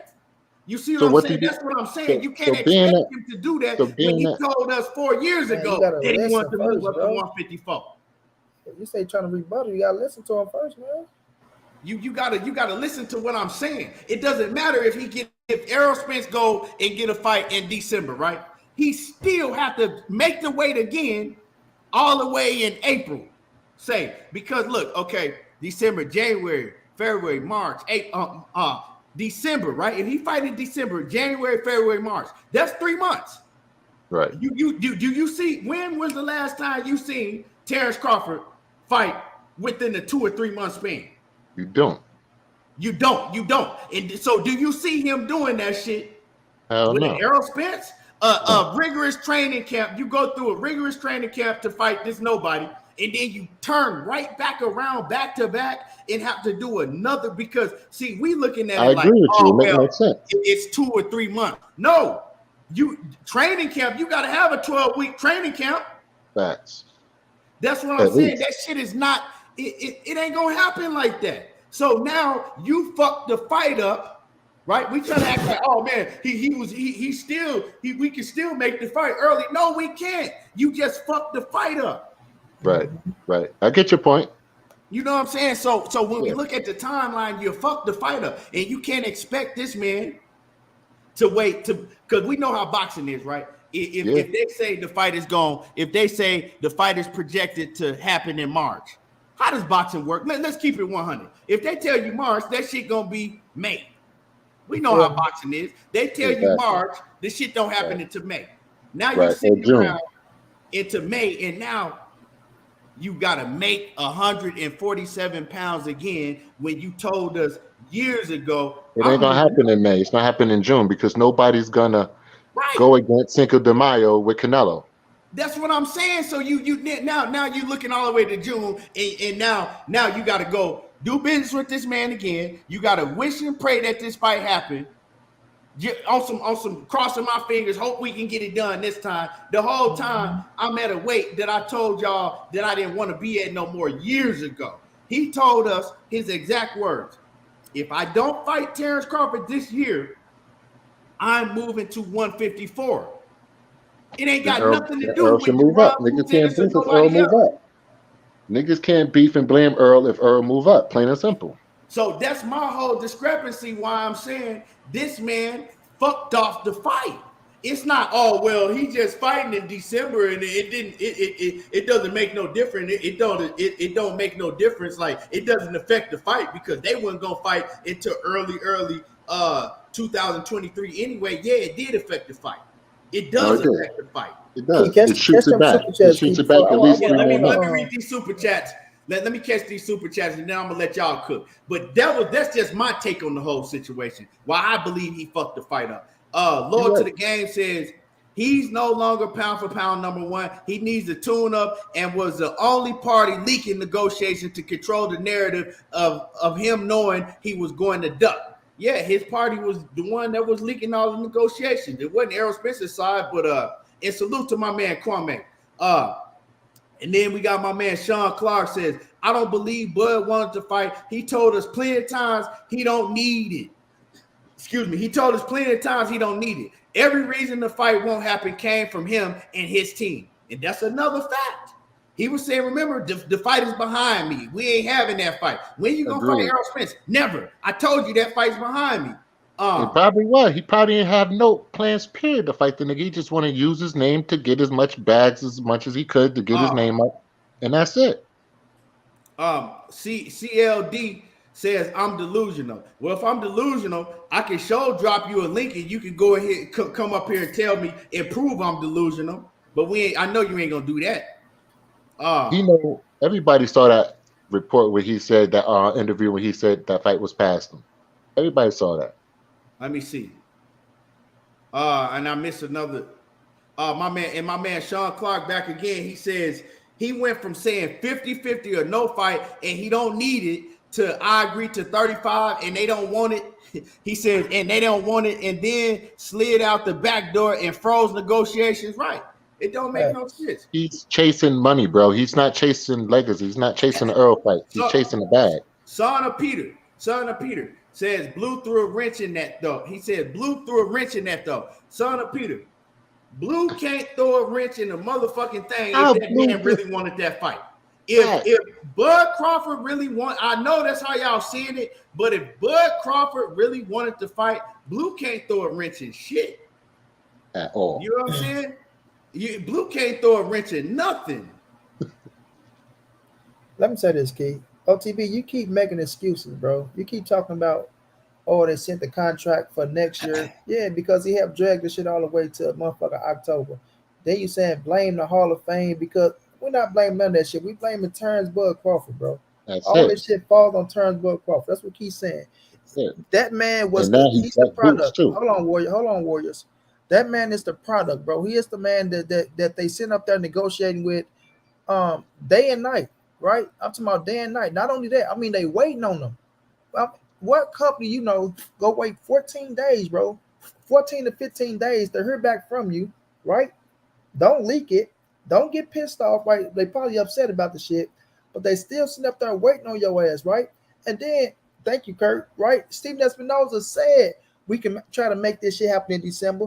We can have to push it for a 6 months. Sorry, not 6 months, a 6-week promotion tour, which probably all we need is a 6-week promotion tour, right? With everything building up and how the shit is already playing out. So this shit falls back on him, bro. You stay bringing up all this other shit. Oh, they pushed it back. Nobody missed none of that shit. This is now, bro. We talking about from June to October, then from then to now. And then not only though, Keith, they keep talking about, they made it next year. When they sent him that thing, Keith, when they sent him the new contract or whatever the fuck they supposed to send him a term sheet, and it was for next year. I'm quite sure December was on the list, but it was 3 things that he wanted changed on there. So that means he went over it. And he liked what he was saying, but he wanted some things changed. And they changed what the fuck he wanted and sent it back to his ass, and then he ghosted them people. So stop bringing up all this shit trying to defend this man when his ass got a big ass part to play in it. I'm not blaming no fucking Hall of Fames. I'm not blaming no PBC, no Errol Spence, none of that. Terence Bud Crawford is the sole blame of this fight not happening. The motherfucker didn't want the fight, period, bro. Ain't no all that trying to this and that. The nigga didn't want the fight. And let me read my man Sean Clark's super chat once again in the super chat. He says Spence will be sitting around waiting at 46 and good faith that Bud won't keep stalling them out. He says after they said Bud stopped responding. Yeah, man, you can't just sit around and wait on that man. Like how can you expect this man to sit around at a weight that he's telling you that is very hard for him to make. He didn't want to move up to 154, and you expect him to sit around another 6 months and wait to on good faith, just on buzzword that the fight gonna happen when that man ain't never showed you that he stand by his word. Not once. He ain't. Look at the timeline. He's never stood on nothing that he said, and that's a fact. Lord to the game, my man Kwame, he says he the only party leaking negotiation to control the narrative to a duck. And salute to my man Kwame. Joe Jack, yes the fuck I can. Whatever those three things was, they changed it for his motherfucking ass. Steven Espinoza told us already that it's November and December date is still open. So y'all keep sitting up here trying to switch all this word shit all you want to. Then you niggas stay talking about 35% of what? Nigga, 50% of what Ugas got. What y'all want to talk about? Oh, Ugas got 50%. 50% of what Mikey Garcia got. Right? The same percentage that what Showtime Sean Porter got. Right? Y'all know what 30%. I mean, sorry, he get 35% of what? Y'all niggas know how business go with fucking PBC. Now all you niggas just dumbfounded now. Now everything, oh wait, this how PBC does business? They give you 35% of what? What they give you 35% of? But you niggas know what everybody else get a percentage of. But when it comes to Terence Bud Crawford, you niggas don't know what 35% is now. Come on, man. Y'all niggas be going see now all of a sudden. And y'all niggas be acting like shit be brand new to kiss this nigga ass, man, and try to save this nigga. We ain't out here with all that weak ass shit, bro. We all know what the dude wanted, man. He didn't want the goddamn fight. That man stuck around negotiating with that man from June to October. June to October, right? He must have had something on that he was liking to stick his ass around for that long. Then get another contract to where he tell them, okay, just switch 3 things on it, and they send it back. Then all of a sudden, he just go ghost mode. Come on, man. Don't come here telling me about no all sides of shit. The nigga just was afraid to fight. And I want to address something, too, that I was talking about before you got in here, Money. I brought your name up, but I don't think you was in here yet. But let me read this super chat before I get into that.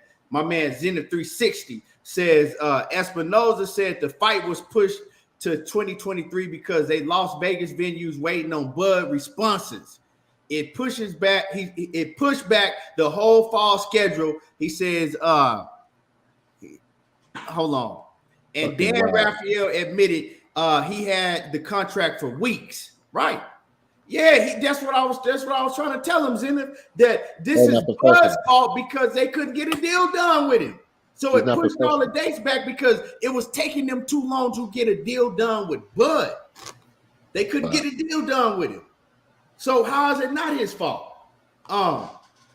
That's why the shit got pushed back. So it ain't like that Bud didn't know. You knew, nigga, you knew why the shit was taking so long because you were the main reason why it was taking so long to get the deal done. So the fight could have happened in November if they could have got a deal done with your ass. So, but they acting like he the only nigga just sitting around, though, kid. Like Errol Spence ain't sitting around. Right. Exactly. Errol shouldn't sit around for a motherfucking thing. He should go up. Money, I want to say this, man, because like I said, all these fans running around here, you know what I'm saying, clapping and jumping up and down, clacking their goddamn feet and shit. Oh, Boots, Errol better not duck Boots. He got to fight Boots next. He got all that shit, right? And I was telling them that. Bud need to fight Boots. Hold on real quick, man. I was telling them, Money, that back when you had my man, what's his name on the channel? Goddamn Richard Schaefer. Back when you had Richard Schaefer on your channel, right? Richard Schaefer, I was telling them that Richard Schaefer came and said, look, you know what? Emmanuel Stanionis, he is the mandatory. We got dibs ahead of everybody. But we're not going to, right? We're not going to stand in the way. I told Emmanuel Stanionis basically to step aside because we don't want to stand in the way of a unification. But after that, right, if it's not Terence Crawford and Errol Spence, we ain't stepping aside no more. He said that on your show. Facts. He said that on your show. So Errol Spence don't have no choice but to fight Stanionis. Stanionis is before Boots. Facts. He been the mandatory longer than Boots. I was gonna step aside twice so we can get fucking undisputed. Step aside. Exactly. So they running around here trying to make it like, oh man, he's scared of Boots and he gonna duck Boots. Ain't got nothing to do with that. If Errol Spence stays at 147, he don't have a choice but to fight Emmanuel Stanionis. It ain't no, oh man, we gonna make Stanionis take step aside money. We gonna fight Boots. No, he ain't. He can't do that shit. If he want to keep them titles, he got to fight Stanionis. Exactly, Keith. Yeah. That man stepped aside already, and I'm working. I feel you speaking on that. I hit Rich up to see if he could come on tomorrow, waiting on his answer. And that's crazy. Yes, you brought his name up, bro. Yeah, get that shit straight, man. For the situation, hell yeah. So why they running their mouth like we are, but they don't know nothing about that, right? But the thing is, Keith, we know what they doing. They using that to try to make it like Earl. Oh, change the narrative. Oh, who's Earl? Like dude tried to come on my channel the other day and bring that shit up. So is he go duck? What he gonna do? He go duck Boots Ennis. We know who Crawford fight. You know what I'm saying? It ain't the best fight, but he got to stay busy. Oh, he got to stay busy, right? He got to stay busy so he get to fight motherfucking Joe Blow, right, for $10 million. But when y'all look at Errol Spence, oh, once again, Earl got to do all the heavy lifting, and then Bud get to come in once again and get the fight for undisputed, and then you motherfuckers want to cry when the man say I deserve X, Y, and Z.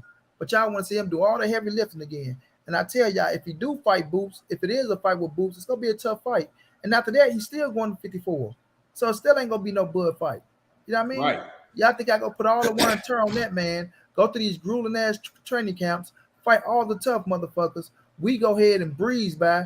You know what I'm saying? Go out here and style on motherfuckers because we got C+ level fighters. So we can hit court wheels and flips and switch from left to right and go out here and motherfuckers. You see the skill set on Terence Crawford? Errol Spence don't look like that against Jaron Boots Ennis. Terence Crawford went out there and just annihilated David Amnesia. Did Errol Spence, motherfucker, he fighting top-notch competition. I'm gonna tell you like this, money. I'm gonna tell you like this, money. If I go out there and I do fight Boots, right? I do fuck around and fight Boots, right? If I fight you, you getting 10%, nigga.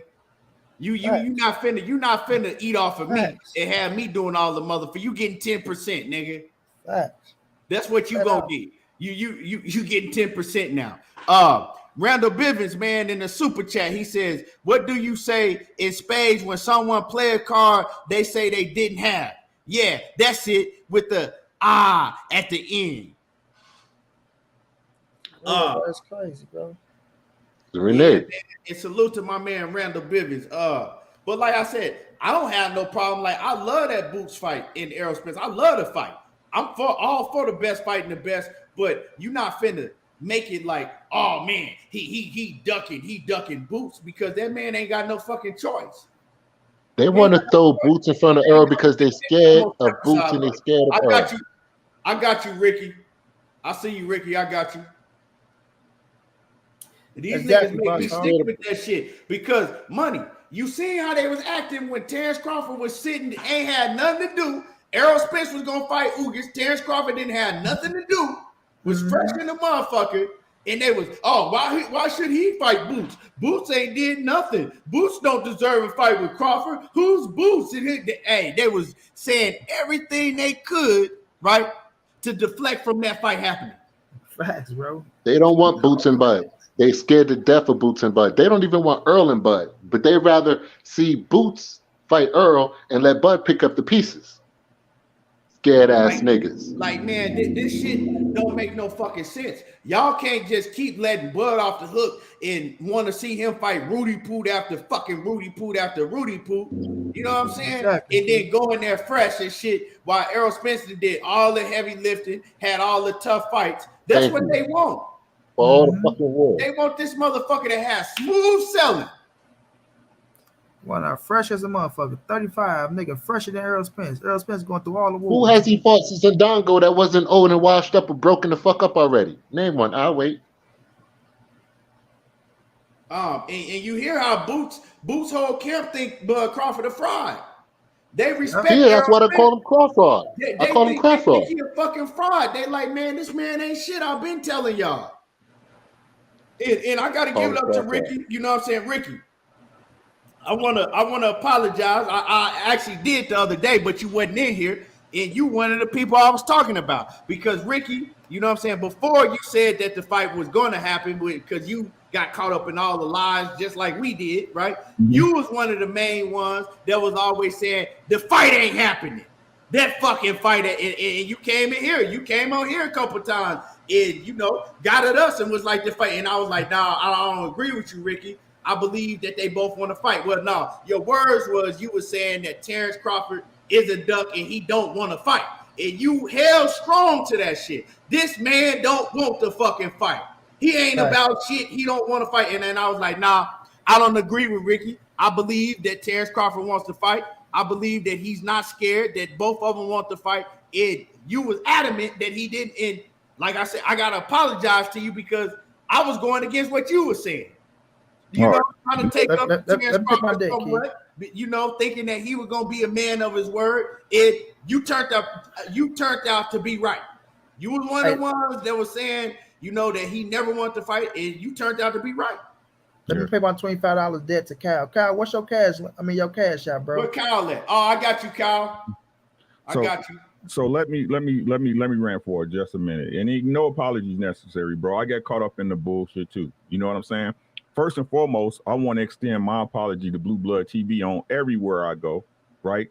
Because I overreacted and was emotional in my response to what I saw, right?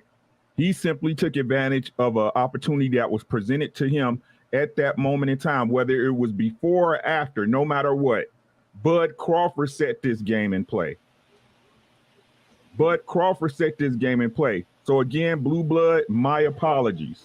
If you're watching this, whoever y'all share it to him, my apologies, bro. But for us to say that the shit didn't look funny, that would be a goddamn lie. So let me, this is not examination. Everybody want to play like they don't see what we saw. Listen, y'all can't say Bud means something one thing and don't mean it when he say it the next. It's just funny how the fans, y'all believe what y'all want to believe from Bud. Y'all some mind readers when it's some shit y'all want to hear, but when it's some shit we say we heard and everybody heard it, it's, oh no, Bud didn't mean it, right? So what is it? Is it that Bud was chasing this fight? What this is, Key, you know what this is, Key? This is a crisis of not even accountability. It's a crisis of what do you believe? What do you believe? Y'all keep coming in here with these numbers, 35%. Where'd y'all get that from? Where's y'all proof that that's what happened? Better yet, where's the proof that Bud was even negotiating in good faith? The only information y'all get that from is who? Carpenter. Bud. His name not even Bud no more. It's Terry. Terry Crawford and his associates in camp. When Bud, so at this point, y'all want to say Bud wanted to fight 100%. Y'all want to believe that, but then y'all don't want to believe when we tell y'all the history of this man has shown that he said, I never wanted this fight. I don't care about this fight. This fight is behind me. If it happens, I don't care. Is the fight going to happen, Bomac? Maybe. Hey, Bud, is the fight going to happen? I hope so.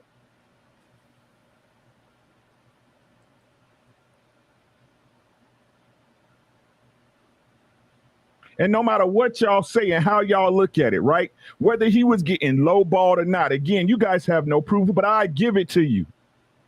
I would give it to you. There was still one party that was actively in negotiations when another party walked away. That party is your fighter. The one y'all keep putting the cape on, no matter what y'all say. So fuck what Errol Spence did, right? Y'all want to say, Monty Brown, answer me this question, bro.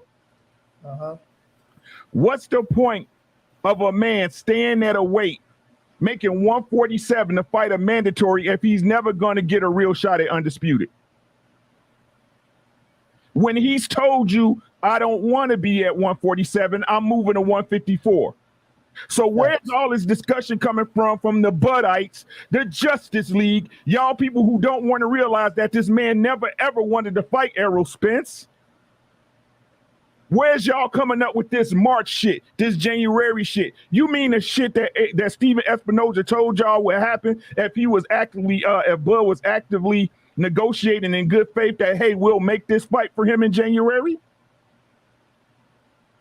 Or is this what was negotiated after Bud said fuck y'all and walk away from the table? Mm-hmm. Would y'all please learn to speak in context, and would y'all please pick a fucking story? What this tells me is that y'all niggas are shaky too. That y'all niggas don't believe a man when he tell you his word. Because Errol Spence has told y'all, whether y'all like it or not, what he's gonna do, how he's moved about it, and what happened. From jump. No matter how y'all want to slice it and dice it, it's y'all, man, that changed the story every single chance he get a bug up his ass. Terence Crawford, aka Terry Cloth, never wanted this fight. He never did. He did exactly what he wanted to do. Use Errol Spence's name for leverage to get a paycheck, hopefully that he gets. And when this fight falls through, when the Amnesia and Terry Crawford fight falls through, what y'all gonna say? I can tell you what they gonna say, Key. Hey, Key, guess what they gonna say? Well, BLK Prime, they didn't have the funds. They shouldn't pull them over. Right? It's all Blue Blood's fault.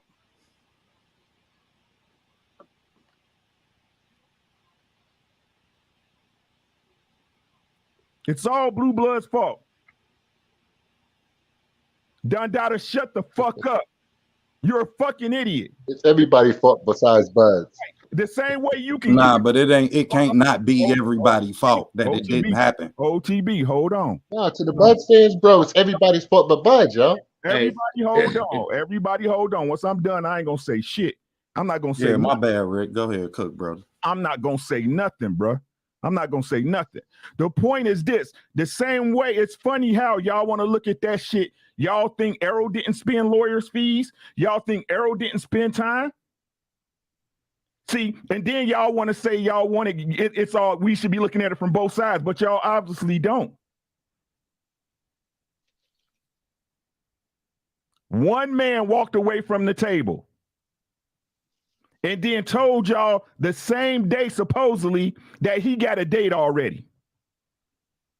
What it mean, OTB, if your girl leave you the next day and the next day you see her with another nigga? You know what it means, bro. There ain't no way around that. What do that mean, Monty Brown? Talk your shit. He been long stroking donkey fucking ass. Great. What about you, Key? That hoe was never yours. He's been deep off in it. He been already lined up. She had it lined up. This ain't no shit that happened overnight. But the crazy part, Key, my guy, the crazy part, panel, my illustrious panel, this doesn't apply. This applies to every single other man in the world except Bud Crawford. And y'all say y'all ain't no fanboys. Y'all say y'all ain't no dick riders. Y'all ride the dick better than his bitch. Y'all supposed to be she men. got 9 kids. Right? Y'all supposed to be men. Y'all supposed to be men. Y'all some bitches, bro. If y'all can't see this shit, I said it before, I say it again. Y'all some sucker ass niggas, and it's no wonder why y'all keep getting suckered by shit like Black Lives Matter and the Democratic Party and the rest of the bullshit that the world put on us. It's y'all a real shit. Idiots. That real talk. Drop bombs. Nigga drop some bombs. Yeah. I mean, Hey guys, how you guys doing? That's how you drop the mic. Back, Ricky. He killed it though. Hey, that nigga Bud walked away from negotiation. Negotiation was still going on. Them people still think they're negotiating, bro. That nigga struck out the door. Well, I'm looking forward to being $50 richer. Oh, shut up. I'm gonna Thanks send to my you that good shit in friends, food stamps. OTV and my dog Monty Brown. You know the biggest stepper I know. You Yeah, know I got that for you. I listen, guys. Listen to Kyle Davis. All right. I only got tricked one time for a quick second. And then I got my bearings back within 5 minutes of saying it. I said, what the fuck am I doing, man? Hell no. You know, I told everybody months ago, you know, this shit ain't happening. You know what I'm saying? I banned all talks from my channel. And everybody was like, oh, man, we want to talk about Bud and Spence. I said, dude, it's not happening. And until it's signed, sealed, and delivered, fuck them reports. You know, I missed my window of being able to just say Errol Spence, Terence Crawford, and get some views and some likes and shit like that. But I didn't want to be a part of what I knew wasn't gonna happen. You know what I'm saying? I knew it. I felt it in my bones that this wasn't gonna happen. And that's why I was so confident in betting my two good friends right there. You know what I mean? You know. So I appreciate y'all, man, for blessing my Cash App. Thanks for the donation. Can you you know send what the I'm saying? Cash Y'all App can in write this quarters? off on Oh, your nah, taxes. I'll wait till you come out here for the Montana Love No, fight. I need it now, man. I need it now, brother. I quarters. need it now, brother. Cause then you're gonna do me like how Keon did me. You know, Keon still owe me dinner and shit. Man, shit. I quarter was in late, Dallas, man. man. I ain't, shit. I was there. You know. Trying to separate You know, like he was just so confident. Hey, But as long as I owe you a nigga don't drink, forget. you'll never starve. And then Cal don't remember though. The nigga said right there on the channel said, "Hey, y'all, it's happening, y'all. It's going down. Yeah, it's happening. Now don't get too cocky now, nigga. Give you 25. Hey, now listen. I said for a quick second. Listen, 120. For a quick second. Don't even listen because my all these I was right ass niggas want to come out the woodwork now. Come on now. I'm gonna tell you what happened though. All right. So L-Dub told me that he had a date. And most of the time, I'm talking about like 99% of the time when L-Dub said he got something, it happens. Right? But then I thought about it, I said, nah, hell no. Nah, I can't, you know what I'm saying? I can't, nah, hell no. So me and him, he's still mad at me because I told him that it wasn't gonna happen. So me and him were going back and forth about it. And you know what I'm saying? So I quickly got snapped out of it. You know what I'm saying? Snapped out of that shit quick. But yeah, man, you know, it is what it is, man. You know what I mean? It's on to the next one for us. You know, this could have saved boxing. We could have been right where we needed to be. This could have done everything we needed to do.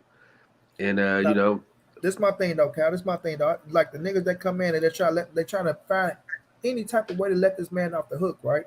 Like, of course, we're not gonna blame Blue doing what he go do and all that shit. But of course, I'm gonna turn Black Prime ass up, right? That's your partners. It ain't you, it's your partners, right? And I got nothing but love for Blue, right? It ain't gonna stop what he doing with him if it go through, if it don't go through. They still, you know what I'm saying, gave the nigga way out. They backdoor the shit because they doing business with him, right? And like I said, it's still on him to make the deal. So that's why I'm turning his ass up and I ain't gonna stop till I feel like it's out my system. Still on him to make the deal. But you know, besides Black Prime coming out and giving his ass that, he ain't got nowhere to go. Because you sit up there, you negotiate with them mans for all that fucking time. That's the thing. People not taking into consideration. You don't think PBC used that as some type of leverage? Hold on. Ain't no leverage. Ain't no leverage, bro. Ain't no leverage. They sit up there, they negotiating with that man. We're negotiating. We taking our time out. We having sleepless nights. We going over this shit. We going over this to compensate you and make you happy. All the shit that you want, we got to make sure it's shit straight for us and for you. It ain't just about you. Everybody keep making this shit about Terence Crawford. Or they should have just gave him what he wanted. Who the fuck just give you what you want?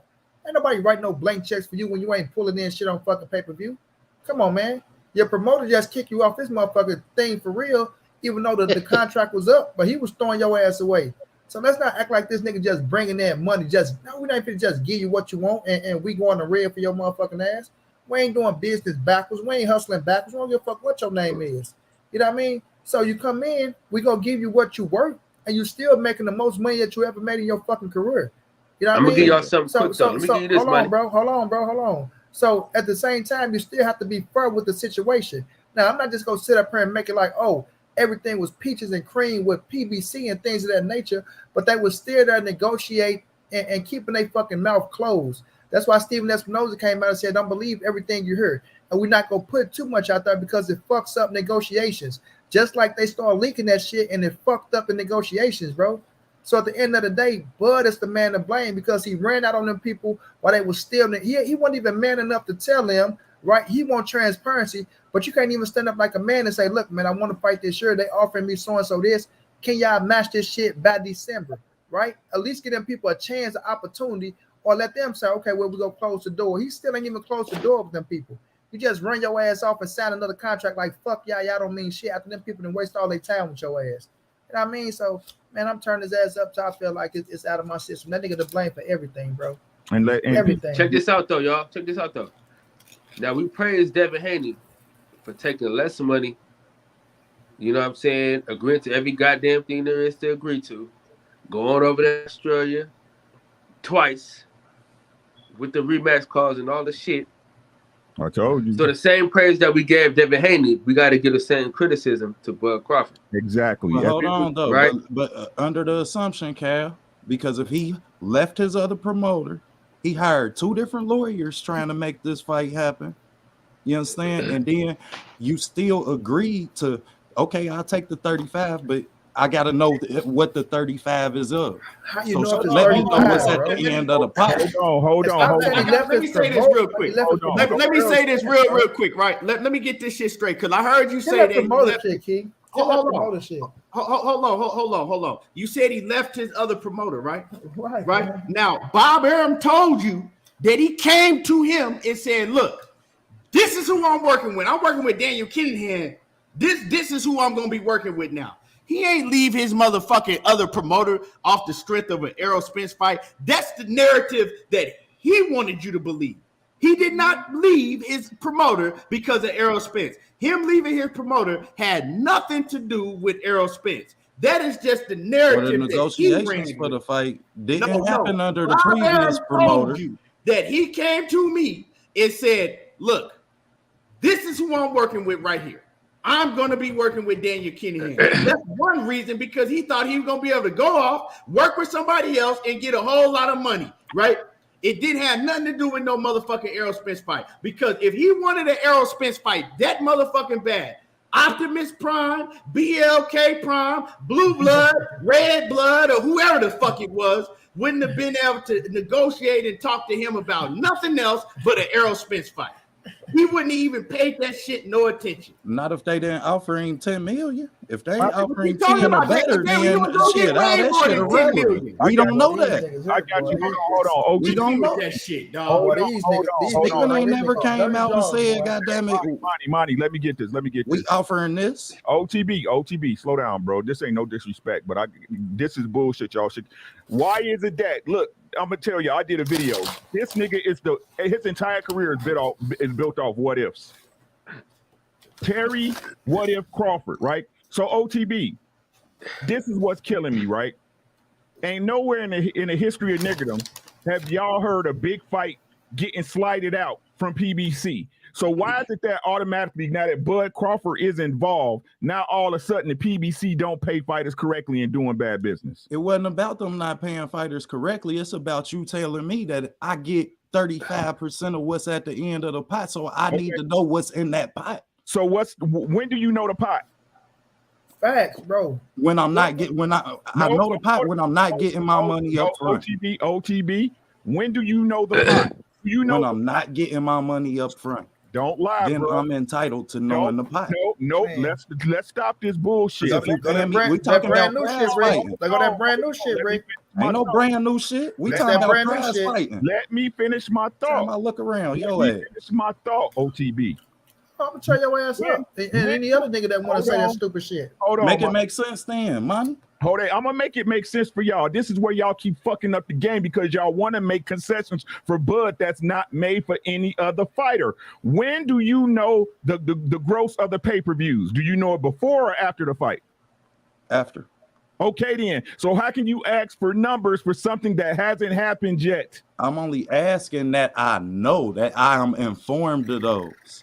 You can't know until the fight happens. That's why I'm saying you have to guarantee me that you even gonna inform me of those because you're the promoter hosting the fight. So you have a right to do so. Facts. OTB, facts. So why is it that niggas can figure out how much it'll be for Crawford to break even with BLK, but can't do the math on pay-per-views once they come in from PBC? Because PBC's numbers vary. They numbers vary. PBC don't have a set rate for a pay-per-view. Every pay-per-view ain't the same amount. Explain. PBC. Explain. One might be $69.99, one might be $89.99. So you telling me that when the numbers come out and if the fight get made, which it didn't, right? But if the fight get made, Bud wouldn't know how much each pay-per-view cost? Well, that's what I have to guarantee. I have an obligation to know that I'm going to be informed of that previous to me signing my name on this damn contract. What do you mean informed when it's common and public knowledge? Because I am the fighter. So I have to have a assignment with the promoter. Public knowledge is what the TV companies put out there. Bro, look here, bro. Do y'all understand So how I need my all he said is that I need any of y'all, That shit OTB, sound dumb as hell. OTB, have any of y'all actually done any business in sales and contracting? Yeah, of course. Right. Been a general contractor. So I subbed I'm in the out business of contracts. boxing. Okay, awesome. I'm in the business. So with the business of boxing, right? In the business of boxing, your contract must be transparent, correct? Correct. That's accurate. Somebody got to mute. Somebody got that shit. Yeah, somebody got to mute. They got to. Yeah, that's whoever just came in. Right? You can't, nowhere in business acumen can you have hidden language in the contract. That's why you pay for. Hey, somebody got to put they shit on mute. You got field feedback. Well, y'all still watching the show or y'all in the show, man? Yeah, I think that's Warriors. Turn down your YouTube value. Somebody got their YouTube on. All right, Ricky, go ahead. Right? You again, this is common knowledge because Bud sells it to y'all and wrap it in shit. Y'all want to believe it, bro. A contract is a contract. The language is in the contract. But because Bud gave y'all this fucking narrative that no other fighter ever gave y'all is true in fact. When a guy when y'all know for a fact, if you look at his track record, you got to say this motherfucker be saying some shaky shit. But y'all still insist on believing him because he put it out in the ether, correct?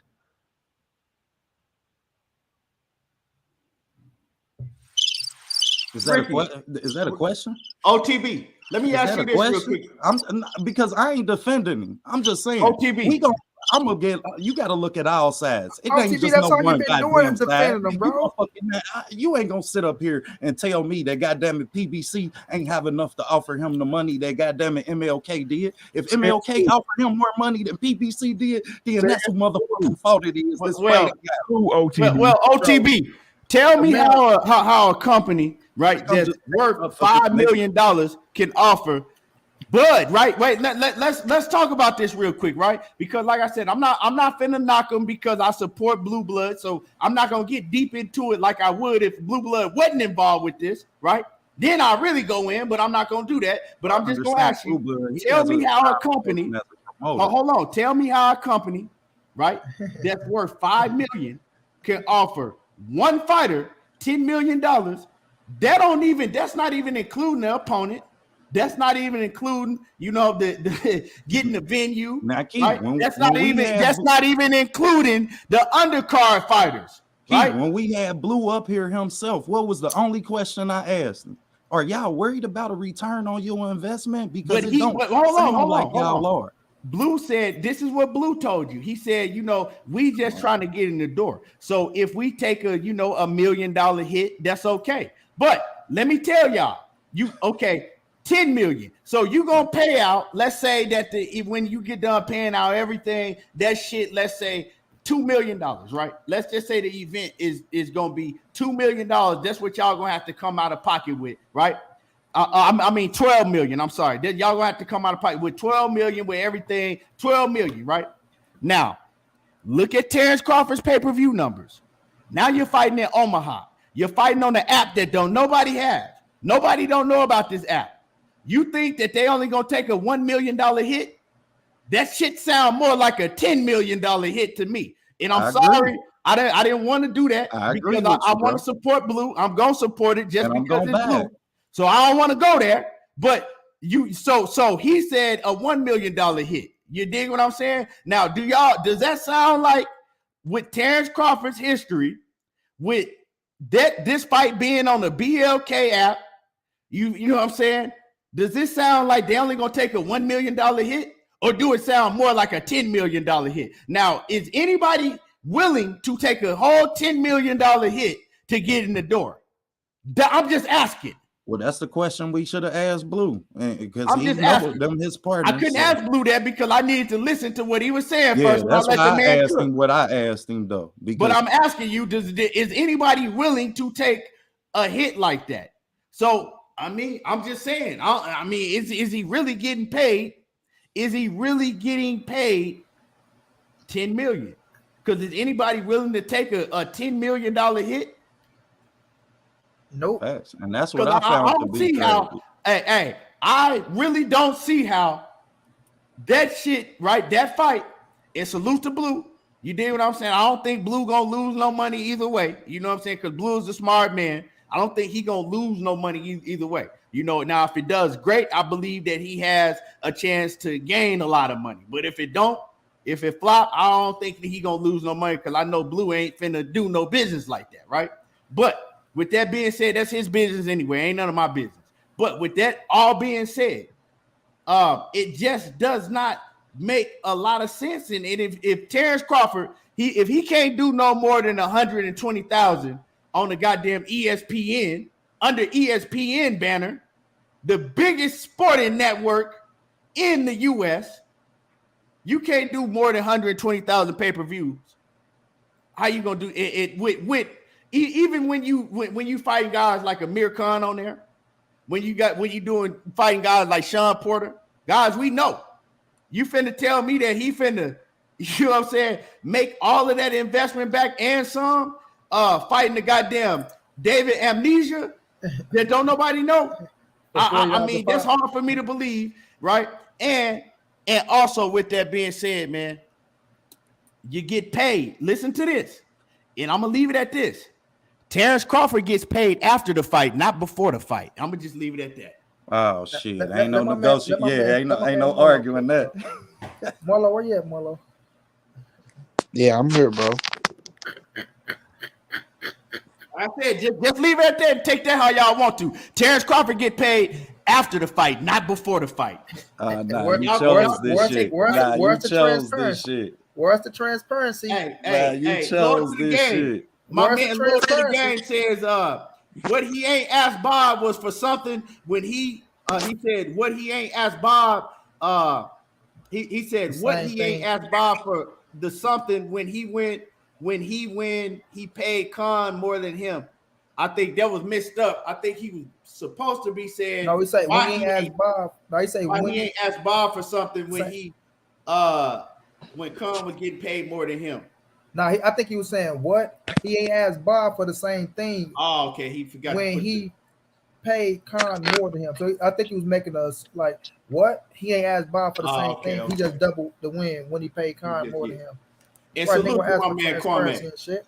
He ain't care about asking Bob shit because he knew it was another opponent in the ring, right? That fits what he wants to do.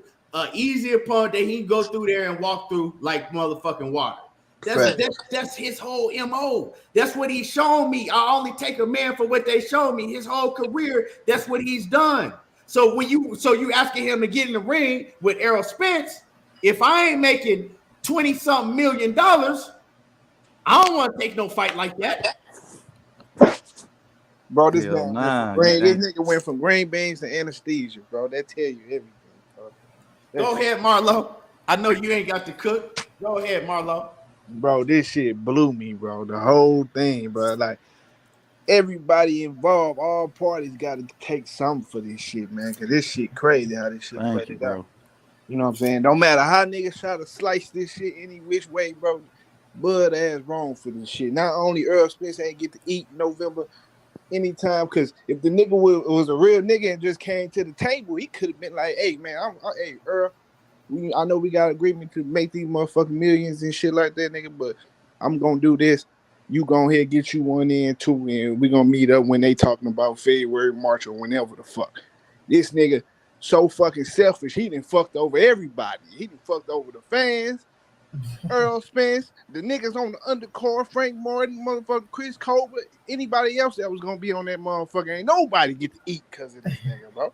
So, it like, fuck all that, bro. I'm on Bud ass from motherfucking now to whenever the fuck, like Monty said, nigga, whenever I feel like stopping, I don't give a fuck. I'm on his ass, bro.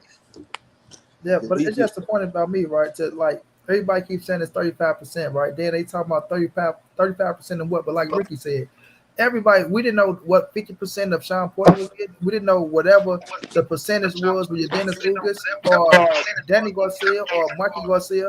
They got that. Somebody mute that shit. That's Warriors boxing, man. You got to take money off in the background. I mean, you got to take this show off in the background. Yeah, you got a lot of feedback. So when it comes to the situation, they keep acting brand like I tell you, people act brand new with this shit, fam. as if they haven't been watching PBC and watching how PBC been doing business, right? So everybody know how it go, bro. When all that fucking money roll in, you still get that 35%. If it was 35%, because I don't believe it was no fucking 35%. You still have a big ass percentage that's coming to your ass. And said they offered that nigga Bud 15 M, bro. 15 Hey, if they offered him 15, right? that's a 15. dub. That's a They dub. said he wanted 22 million. Nah, bro. hell nah. So say that shit again, Marlo. They said that nigga Bud wanted. He turned down the 15 million. He wanted 22 million, bro. That shit just came out. What See, y'all? Now I can't say shit to PBC. Now the shift. Now it I do ain't shit. surprised at all, Rick. I already know, man. The dude was stalling Like it and all man, that shit, bro. Y'all keep believing this nigga in here a liar, bro. Y'all, Nah, That ain't I my- believe in that it, ain't mine. but I got to look at both sides of the fence. I can't just look at out no window out of you my only side. need one pair of glasses, OTB. You only need one pair of glasses. That's our fucking problem, bro. It's a time to be impartial. It's a time to be judgmental. Yeah, Right, bro. bro. Ain't no Gotta time call to shit take. for what Ain't it no is, time bro. to take Call it over for no what it is. motherfucking turn. Yeah, call it for what it is. Bro, if this was, Fuck all I this promise you, bro, if Errol Spence was sitting up here and negotiate, and that boy would have jumped ship and left this man at the motherfucking table, at the motherfucking altar, right? That's like got the woman sitting at the motherfucking wedding. She there, gown on, dress on, everything. Daddy's sitting right there holding her, and nigga, you just struck out the back door. You feel me? Everybody there just waiting, and you just gone. Struck out the back door. Ain't tell nobody shit, nothing. You know what I mean? It's the point of this dude, bro. Like, he got a history of this shit. And then everybody keep making all these excuses. Motherfuckers, what about this? And what about that? He did this. Man, we talking about where we at now. Where we are People now, coming out and saying, Yeah. man, you acting like niggas in my comments said, you acting like they ain't gonna be able to fight sometime next year, nigga. Fuck that. Yeah, That it's shit over. dead, bro. I'm with you Fuck on that that, one, bro. Marlo. We don't That know shit what dead. the fuck might And this- happen. This nigga might break your fucking ankle. Hey, Anything. Marlo, this That what it shit is, dead, right? bro. This what it is. Hey, this what it is, right? Y'all done went through y'all girl phone. Y'all done seen the text. Y'all found a nigga's drawers in y'all car. You know what I'm saying? And y'all still questioning yourselves. Y'all gotta walk in and see him fucking y'all bitch to say, oh yeah, she fucking, bro. Yeah, bro, that shit crazy, bro. What's wrong with y'all, bro? Her sticky ass drawers at that, Rick. It's Not really that niggas drawers. like that though. It's really niggas like that that's out here. Nah, They that was draw- her, man. That draw- was draw- her draw- twin friend. sister. Nigga, she ain't got a twin. Oh man, she probably do. She probably just ain't never told me she had a twin sister. I don't believe that was her. That's her best friend. That She nigga ain't told want me no- they've been that nigga- best friends since they was little. Yeah. That That nigga ain't want no smoke with Earl. Look, that nigga seen Earl. They seen Earl was on this motherfucking shit. The moment that Earl told that boy, I'm coming for that motherfucking scrap, and they see Errol Spence flying straight, that motherfucker got the weight down. He ain't focused on nobody but you. That motherfucking animal, you see that killer in his eye. They know it. All that shit they was talking about, Bo Mac, he ain't this. What Bo? Oh, Errol's a great fighter, man. He's this, he's that. Bernie, he's a drunk. He ain't nothing. The man ain't nothing. The man ain't this. So, man, the man's a hell of a fighter, man. I mean, he keep coming forward. The man is a machine, man. He's a machine. Yeah, we know he's a machine. Now you finna whoop that motherfucking homeboy ass and take that scrap. Yeah, we know it's a machine. You motherfuckers looking for a way out. Motherfuckers looking for a way out, praying for a way out. And motherfucking BLK gave him a way out. So this ain't to blue, but BLK, you dirty motherfuckers. Some dirty motherfuckers, man.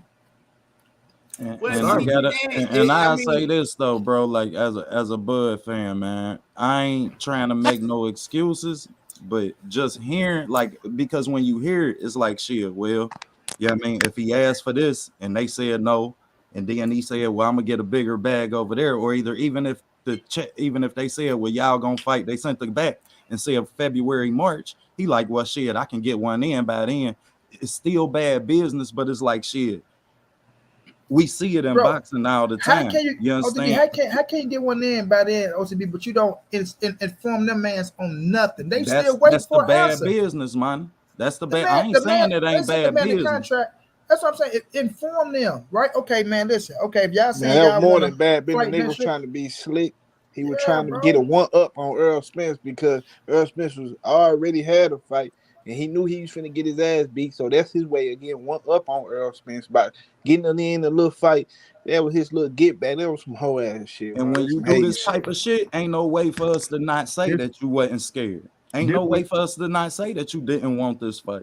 This was like shit. If they offered you 10, 15 million and you talking about you wanted 22, who the fuck then never got that type of shit up front from a company?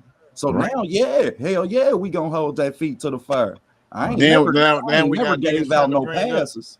Now we got niggas trying to bring up Jaron Ennis. Bro, Jaron Ennis still got some shit to take care of. You can't knock Errol Spence for not fighting Jaron Ennis because he already had his shit set in play. The shit, you want him to sacrifice his shit to stay at 147. He ain't fighting for no belt. Jaron Ennis ain't really got much to offer for bro to even stay at the motherfucker. Jaron Ennis a big ass dude. Them niggas gonna fight at 154. Earl ain't ducking no shit. I'm sure he gonna invite his ass up there. Right. Bro, Boots was supposed to be fighting on that undercard. I'm not ending up fighting somebody that was gonna be fighting on my undercard. That's the thing, right?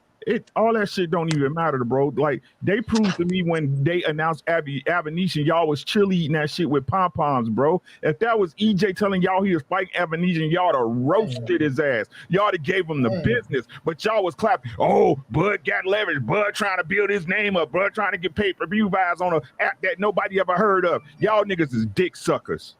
And they still ain't roasting his ass, Rick. That's my thing. The nigga gonna come in my chat and say, okay, well, you know what? Bud got to fight, but it ain't like, it ain't the best, but he got to stay busy. What the fuck you mean he got to? Ain't no such thing as he got to stay busy as a champion. You had all year to stay busy. He got to stay busy. When it was Keith Thurman and Boots, when he had a choice, he ain't want to stay busy then. Nope. Arrow then, y'all some dick suckers, bro. And like I said, I ain't even disappointed in Bud because I said on my video today, my problem was I expected a man to do something he never did before, right? That's our fucking problem as fans. We sitting up here believing Bud because Errol said he trying to make the fight happen. You see what I'm saying? We expected Bud to do something he never did in his fucking career. His toughest fight was Gamboa. You know why? Because Gamboa was the only fighter he really fought that really had his name and was about his business and closer to his prime. That's why he said Gamboa is the toughest fight he ever had. Every other fight he had was with some has-been or some motherfucker that was placed with a belt. How the fuck he need a tune-up when his whole 147 record is tune-ups? He already had all the tune-ups already. That shit crazy, bro. Yeah, my thing is though, when he's sitting down talking with them people, right? Like I'm really thinking they working it out, bro. Like, okay, it's taking this long. That's my thing, because people just talking about, oh, he wanted to stay busy, bro. He's part of the reason the fucking fight was drug out this long. You can't just sit up there and say, oh, you know what? I'm gonna jump ship now after you, because like Errol Spence said, I could have fought in November, bro. But guess what I'm doing? I'm sitting here, I'm negotiating with your ass just like we negotiated, right? If this motherfucker drag out, I'm going to drag it out with you because it's the only fight I want right now. Yeah, I know this is the only fight I want. That's why that rematch shit is dead. You know what I'm saying? But if it going to next year, early next year, I'm going to early next year with you. I ain't even getting a motherfucking fight in. So everybody keep talking about, oh, Bud want to stay busy. Errol Spence said, I wanted to fight in November. I could have went on ahead and fight in November, but I ain't heard no nigga saying, damn, Errol Spence could have been busy in November. He could have been doing this thing, getting him a bag. Niggas keep talking about, well, Bud, he just got to stay busy. And, he got this, and he didn't want to sit on the bench. He didn't want to do this shit. That nigga's part of the reason why they make another fucking contract going into next year. Because he had shit. He wanted to stay busy. Why wouldn't you sign a multi-fight deal? Hold on. If you supposed to agree to every motherfucking thing like you say you were, and like Blue said when he came on here, right? That's our brother.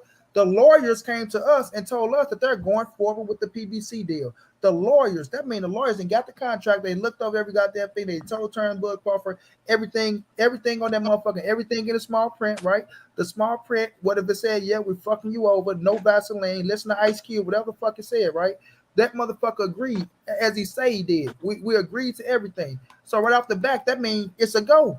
Bro, not only that, Steven Espinoza said, nigga, that was the third contract. They didn't set that nigga, bro. That ain't like it was the first one. They been sending the shit. Oh, so they trying to satisfy you. But the nigga, he ain't trying to be satisfied. He don't give a fuck. He knew he was finna get his ass beat, so that was his way out.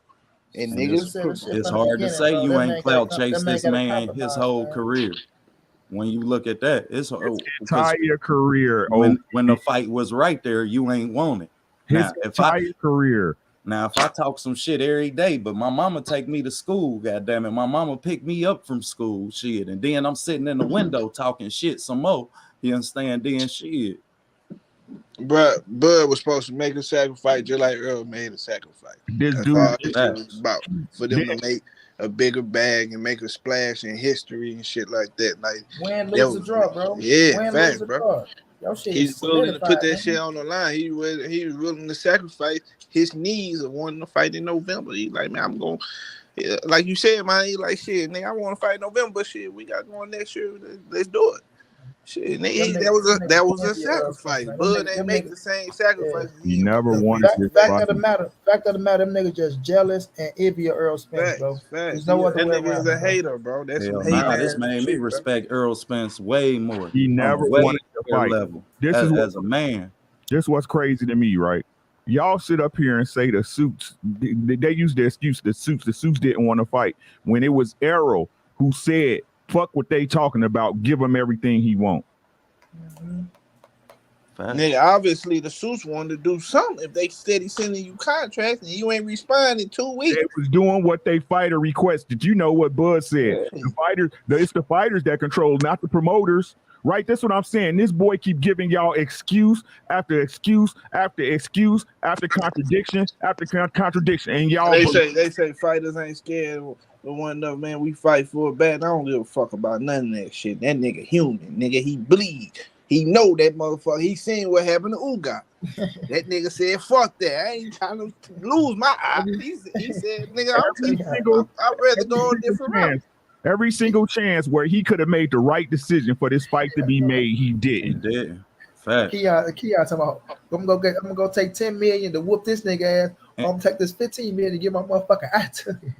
He ain't want that smoke. He looked at it like, okay, I can get 10 million or whatever the fuck he getting, 5 million or 10, whatever the fuck they giving him, right?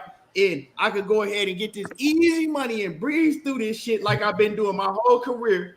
Or I could take 15, 16 million to fight this motherfucking monster and get my eye snatched out of my goddamn head. Now, And just so we know, 8 figures is more than 10 million. 8 figures, y'all count the spaces. Shit, 8 figures is more than 10. So. He ain't want to smoke, man.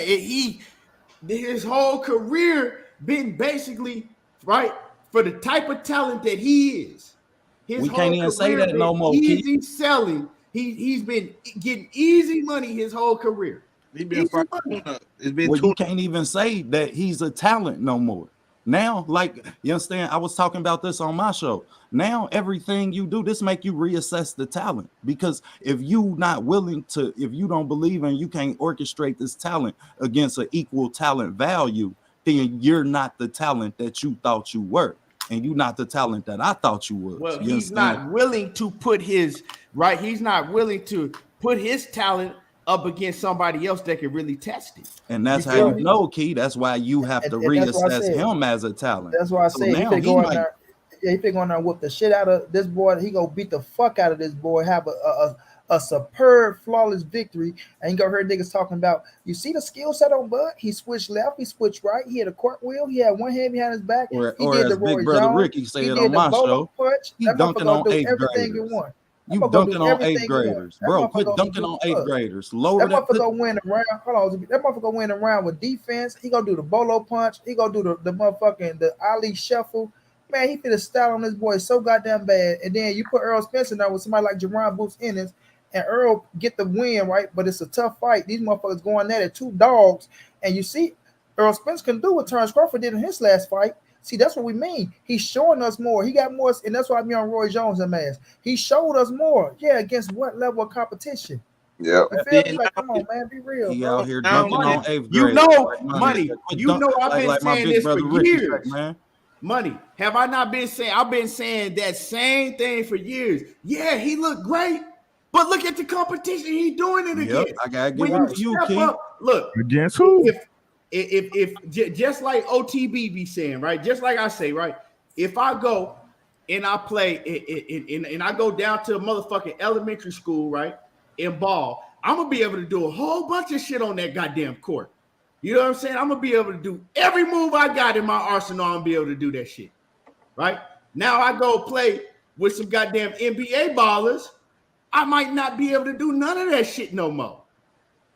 And then not only that, Keith, look at this. Check this out. Let's say Terence Crawford go over here with these people, motherfucking Black Prime TV and shit, right?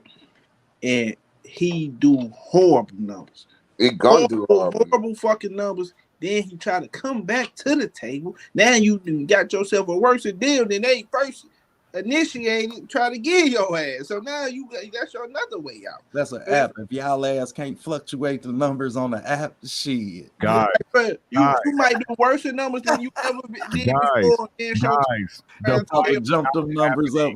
They gonna say he did 500,000. Guys, the fight's not happening. Get it out y'all head. It ain't no next year shit. This fight is not happening. It's not happening. Bud YouTube views. Retire before he fights Errol Spence. Get that shit out your head. Ain't no it's been scheduled to next March, next February, or next May. It's not happening, bro. Yeah, I'm with you. I want to ask y'all something, right? And keep it 100. Keep it 100. Who up here first? I want to know who up here actually buys pay-per-views. I do. Yeah, I do. Who? It all depends. Marlo, do you ever buy pay-per-view? I know Marlo be going to the fights, so you don't even got to answer that. Warriors boxing, do you ever buy pay-per-views? He on mute. Troy, you ever buy pay-per-views? Yep, when the fights that I fight. Yeah, I buy pay-per-view. Okay, so everybody on here either go to the fights or buy the pay-per-views or do both. I know Money, he buy all the pay-per-views, right? Now, I'm going to answer this for myself, and I want everybody else to keep it 100. Now, I will support the fight, right, just because on the strength of blue. If it wasn't blue blood, I wouldn't even fucking think about supporting this fight. It wouldn't even be out of my head, right? So I'm going to do it just because on the strength of blue blood is involved with it, right? Now, Money, are you going to pay for this fight? Shit. Money, I'm gonna go around. I'd rather send Blue to $40 myself. Yeah, he gonna go around. Money, are you gonna pay for this fight? Yeah, I gotta show the people to fight. I can't. Like I say, if I'm gonna sit up here and bat motherfucking fights that, I ain't even gonna go there. But yeah, I gotta show the people to fight. Like, man, I'm on the edge. I ain't never kicked the nigga up the ass for making their money, and I ain't gonna start now. Even as mad as I am, I'm pissed off. But shit, I still got to keep it real. Money gonna show it on. He gonna show it. So, but I want everybody to keep it 100. OTB, is you gonna buy this fight? Yeah, I'm a bad bro.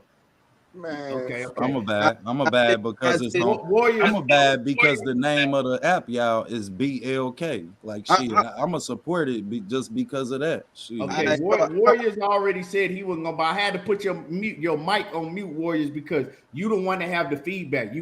I think you got YouTube playing in the background, and you got a lot of bad feedback. It's you. But Marlo, I know Marlo gonna keep it 100. Is you gonna pay for this fight, Marlo? How much to pay per view? Huh? $40. I wasn't gonna buy that shit no fucking way, but I'll take my $40 and go to Blue Blood TV and drop that shit in that nigga super chat. Like, buying that fucking fight, nigga. Fuck that nigga, Bud, and whoever he fighting, anesthesia and all them niggas. I probably would. You know what? I probably might do that. I probably might do that shit. That's a better idea if I want to support Blue. I'm gonna tell you right now. Coach, I'll tell you right now. I'm not watching that shit. You ain't watching it. And Ricky, you buying it? I'm not buying it. I'm not streaming it. I'm not watching it. Yep. Okay. Not watching. Rick don't even want to talk about that motherfucker. I'm not. Now the reason I said that, right, is because on this panel we die hard. Damn, I should have pleaded the fifth. We die hard boxing fans, right? And most of the people on this panel was like they ain't paying for it. And the only reason that I'm supporting it is because of Blue, but I might not even do that. I might just go and drop the $40 in his motherfucking on this to him. You know what I'm saying? In this cash app or something. Well, I'm gonna support it, bro. We also gonna have Brian Norman. He did tell us that we can. No, Brian Norman ain't gonna be on there. Junior on that. Hold on. Before you get to speaking, OTB, Brian Norman is not gonna be on there. I know that personally, but I'm gonna just leave that. I don't care who on that. I'm gonna leave that like that. I'm not gonna get into Brian. Yeah, that's Norman how you gotta say, bro. Yeah, but I'm gonna just leave that out there. Yeah, Brian. I don't know why y'all talking about buying when the shit ain't gonna happen anyway. Damn, I might accidentally get sick on December 10th. You can't even really buy that motherfucker. It's almost like shitting on early, bro. Because it's like, yeah, bro, for real, bro. And that's how I feel, bro. I'm like, God damn, because like DJ Black Music, hey, he let the cat out the bag. He said Black Prime isn't a black-owned company. It's white-owned out Silicon Valley by an old white lady. Oh shit! Well, the president is black. They only showing the president. Look, I don't give a damn if it was a black-owned company. Look, right. I don't endorse bad business decisions. Right. It's not only that, Rick. That's y'all fucking problem, bro. I'm not endorsing shit. I'm with you, Rick. See, bro. Fuck that fight. I ain't buying shit. I don't want to fuck. I don't pay for nothing. I don't want to see, bro. Fight. Point blank, period. And that's the problem. And I'm gonna tell y'all right now. I'm just gonna stick to it. Fuck Terence Still here to Crawford. feed on mine? Fuck bad boys. YouTube If you ain't want to on. get down with Terence Crawford and Black Prime, then fuck YouTube ain't on. Bo Mac Bernie, fuck you too. Warriors, go out and come back in. I'm gonna kick you out and come back in. This is what I'm saying, right? It'd be different. I'm gonna be honest to God with y'all. It'd be different if this shit was done in good faith by Bud Crawford. Like I said, I have no problem. Listen, I need y'all to listen, right? I have no problem with Blue or Bud getting their cake. I don't pay none of them man's bills, bro. But this shit, the way it was done, was fucked up. I don't care what nobody say. And ain't no way in the world I'm gonna pay for a fighter who don't give a fuck about the biggest fight in boxing getting made. Fuck Blue, bro. Not disrespect, but as far as we know what you're saying, Rick. But as in the large picture things, right? Bud fucked all of us out of the best fight in boxing. Yep. Yeah, you're right. What about y'all? What about that y'all don't get? Right? Yeah. What y'all talking about? I came by that fight. The best fight in boxing, bro. The one we've been asking for after a year of boxing. We talking at the beginning of the year. God damn, this year might be the year in boxing. Man, just if we get Bud and Spence this year, this motherfucker is lit, bro. And he shitted it. He shitted and flushed it down the toilet and said, "Fuck y'all." And when I gotta let Errol Spence see that, Rick. That's gonna be some of the real. Hold on, y'all. That's Ricky Williams. That's Ricky Williams boxing. That's all you. Ricky Williams boxing. I'm gonna tell y'all. I gotta put that on my Instagram, Rick. That's some of the realest shit, bro. Fuck that, bro, for real. Like in all honesty, bro, because it's like, Yeah, bro, and I felt that way, but I'm trying to be stand. I'm like, man, if I bought that's how I feel, because I feel like it was just done in a fucked up way, bro. It ain't about you going to do something. It's about like you still left them people on stuck, bro. You took off for 14 days, bro. 14 whole days. You ain't even had the dignity in you to call them people and let them know, like, look here, man, I ain't gonna even waste y'all time no more, right? Because that's what I'm doing, wasting y'all motherfucking time. Now to waste y'all time for months now, right? So look, I got this shit set up over here. I'm going to do this. You ain't even get them people a closing, and you still ain't give them a closing. You know what I'm saying? You just left them people on stuck. Not only that, you told them what you want fixed in the contract. They went and fixed that shit in the contract and sent it back to you. And you just left the man's on red like that, bro. Yeah, that's some weak ass shit. Let's say you don't want to call Showtime and let them know. Fuck them then. Nigga, at least call Errol Spence. It's deeper than y'all getting in the ring and punching it out. Nigga, y'all still making that bad together, millions together. At least tell that nigga, go ahead and get you something, man. We gonna meet up since Right. And Marlo, this the kicker. See, this what y'all don't want to look at. And this how I know y'all dick. Could have did that 5 months ago. Hold up, OTB. Hold on, OTB. He fucked Errol Spence out of getting money. Did you hear what I said?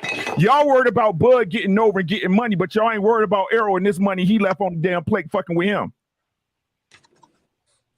But y'all all about the black man. Black power. Y'all about the black man getting over, right? This nigga been sacrificing his weight to stay at the weight class, eating different, not eating what he want to eat, all this different type of shit, waiting on your ass, nigga, and then you turn around and go do that's some real shit, though. Your move. Yeah, that's bigger real than shit. just getting in the ring. Can I say something? You go ahead, coach. I'm gonna tell y'all like this, bro. I don't fucking support bullshit niggas, dog. Straight up. And Bud Crawford is a bullshit ass dude, bro. Point blank, period, nigga. I don't fuck with bullshit ass niggas. He's a selfish motherfucker. That's what he is. That is selfish. He a selfish motherfucker. Now, don't get me wrong. I don't mind people getting their money. But with the shit that you pull, bro, nigga, just for the bag, and I'm gonna tell y'all this shit. This shit gonna flop, bro. I'm telling you right now. I don't hope it flop because of Blue, but I'm gonna tell you right now, it's gonna flop, bro. Because he done pissed off a lot of fucking people, bro. A lot of people. and he gonna have his Bud fans that'll go over there, the fucking Bud diehards who gonna buy this fucking app and watch this shit. But people who real fucking boxing fans and a majority of people, they've been waiting and waiting. And you pick David Averizian. That's who they fucking pick. You didn't pick a motherfucker who's a challenge or nothing like that. You picked this motherfucking guy. Duck Boots. You understand? But then now you hear Bud fans talking about, well, Errol gonna duck Boots. Errol, wait a minute, bitch. I just been in negotiation with this nigga who y'all been fucking riding his fucking meat all this time. And this nigga just backed out and did some side hustle shit. And I'm supposed to fucking now y'all gonna tell me I'm ducking? We ain't even been in negotiation. We've been in negotiation. I've been negotiating in good faith with only one fucking person. And this nigga go behind the scenes and pull some shit like this. But I'm not watching that shit, bro. We scraping up money to go holler at the plug, and you man, walk in with the chick. Nigga is a fucking dive ass nigga, dog. We go hit a fucking lick, nigga. It's me and you going to go hit a lick, and you go leave in the middle of the lick. Leave me in the motherfucking house. Fuck that shit, Marlo. You go do some other shit. Man, that nigga is this shit crazy. And I know he don't give a fuck. And it ought to be his fans ought to realize he don't give a fuck about y'all, bro. Because y'all wanted to see fucking exactly, fight coach. Too. Exactly, coach. And this was crazy. This how I know. I'm gonna keep roasting his fucking fans. I'm gonna keep roasting y'all. It's funny how y'all hear the story, right? Well, we was trying to get Boots and Virgil, but they wasn't available. But Boots available for Errol, right? Did you hear what I said? Yeah, see what I'm saying? That's bullshit. But even if you say you did this shit and you was going to fight somebody like Boots or Virgil or somebody who's gonna be competitive. Nigga, I accidentally blocked Broderick Hunter. My bad, man. I was trying to block something. You went and picked. Yeah, I see it too. Can y'all unblock him or a C-class fighter? And I'm gonna be honest with you, bro. I hope that motherfucker knock fucking Bud out, bro. I know it ain't gonna happen, but that's what I'm hoping. I'm telling you the truth, bro. Hey, Green Beans dropped his ass, so you never know. Anesthesia might drop his ass too. Shit. And when you start playing with your talent, that's what you run the risk of. You run the risk of losing to somebody who's not talented enough to beat you. I'm gonna laugh my balls off. I'm telling you right now, if that shit happens, oh, bro, I'm gonna. Man, you done cheated the whole sport of boxing. Yeah, well, not just your fans. You done cheated the whole fucking sport of boxing, bro. That nigga don't care about his fans. His fans was talking all this shit, been supporting your bitch ass all this time, and then now he gonna be there, or he gonna be there, or he gonna be there, and then this nigga pull some shit like this. That's how much Bud love you, dumb motherfuckers. Errol Spence ain't never fucking lied, bro. That dude said what he was gonna do, and he stuck to the fucking game plan. Man, I knew since Belly. You're gonna see who holding up the fight when I get that third belt. And what y'all gonna say when he leave BLK Prime out to dry? What y'all gonna say then? Or they always ask some money, just like the motherfucker. I'm telling Mike Tyson, bro. I'm telling y'all, bro. This fight ain't gonna happen, bro. They should have left that shit. BLK should have took the offer for Bud to fight Boots on a co-promo with them. Let them drive the car. And when you stepping into the game, let them drive the bus just like fucking Floyd did with Oscar when he first came into the game. You don't step into the bitch by yourself, act like you're a top dog. You got all these niggas out here, been in the game for fucking years. That's a waste of fucking money. I don't know who Blue. How many fights you see Triller put on since that Tyson fight? Who his partners is, and that's not my business. But I just think this was a bad fucking business move to be your first fucking event. I think this shit is gonna flop bad by paying this nigga all this fucking money. I think it is not gonna fucking go off well, and y'all gonna end up in the fucking red. I just don't see this being a very good idea. Coach, they already said they ain't care about ending up in the red. My question for y'all is, what's their future after this? Right. Do y'all expect other fighters to gravitate the work with them? Yeah, you know what I mean? They can't come back from being $8-10 million in the red. Look, this ain't no disrespect. I keep trying. This ain't got. I'm just. Yeah, I don't know what their future is after this. We can't. I'm simply saying what I see, man. Look at that. Look at their website, bruh. I'll be surprised if they app even had a bandwidth to support that many users, bruh. That don't y'all understand what this 10 million supposedly that he getting ain't just 10 million. For an event like this, to be honest, y'all probably looking at like 25 to 30 million dollars. That's really what you're looking at. Right. Yeah, overall. Right? We talking about venue, server space, cameramen, equipment rentals, hot dogs, beer. All that shit has to be paid for up front. You get your money off the back end, because y'all say y'all understand business and shit. You know what I'm saying? I was being very, very, very generous, Ricky. I was just being very generous.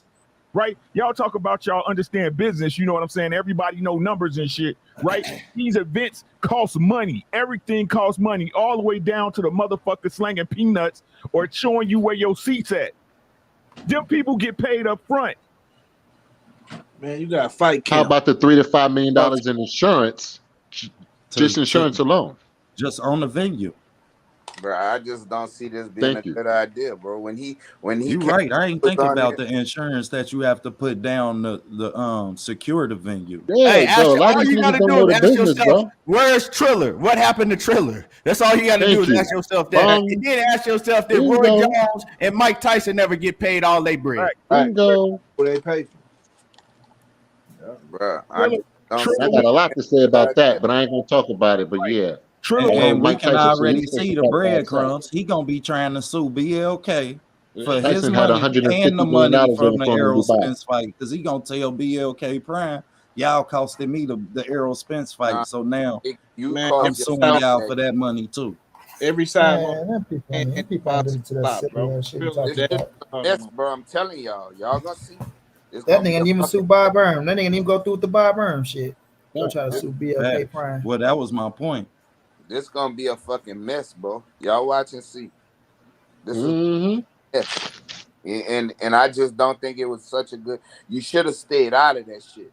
Y'all could have put on a nice event with some other people, but y'all gonna go and stick y'all nose in this shit. Even whoever came with that idea, I think they done fucked up their business, and y'all gonna see in the end that this gonna end up fucked up because people are fucking pissed off, bro. Like, people are really pissed off about this shit. You go all over the internet, bro. Every fucking body is pissed off. And this if shit, they made Allen Sam sour, I know one thing: they're gonna get the boo-boo treatment. That's for sure. Was already not fucking great. That's on your pay-per-view, Key. His numbers were already not great. And now you gonna fucking pass up an Errol Spence fight to fight fucking David Amnesia? Bro, this is not gonna be good, bro. I'm telling you. Hey, facts, coach, and coach. That's why I say I'm not mad at the people outraged. I can't get mad at the people outraged because we was like this the closest we ever been to the fight. Fuck all that shit. People talking about 4 or 5 years and all that shit, bro. This the closest we ever been to this fight. This the closest. And then when you got the man that's the A side that's leading the way, but he's doing everything he got to do to make the fight. I don't give a fuck what nobody say, bro.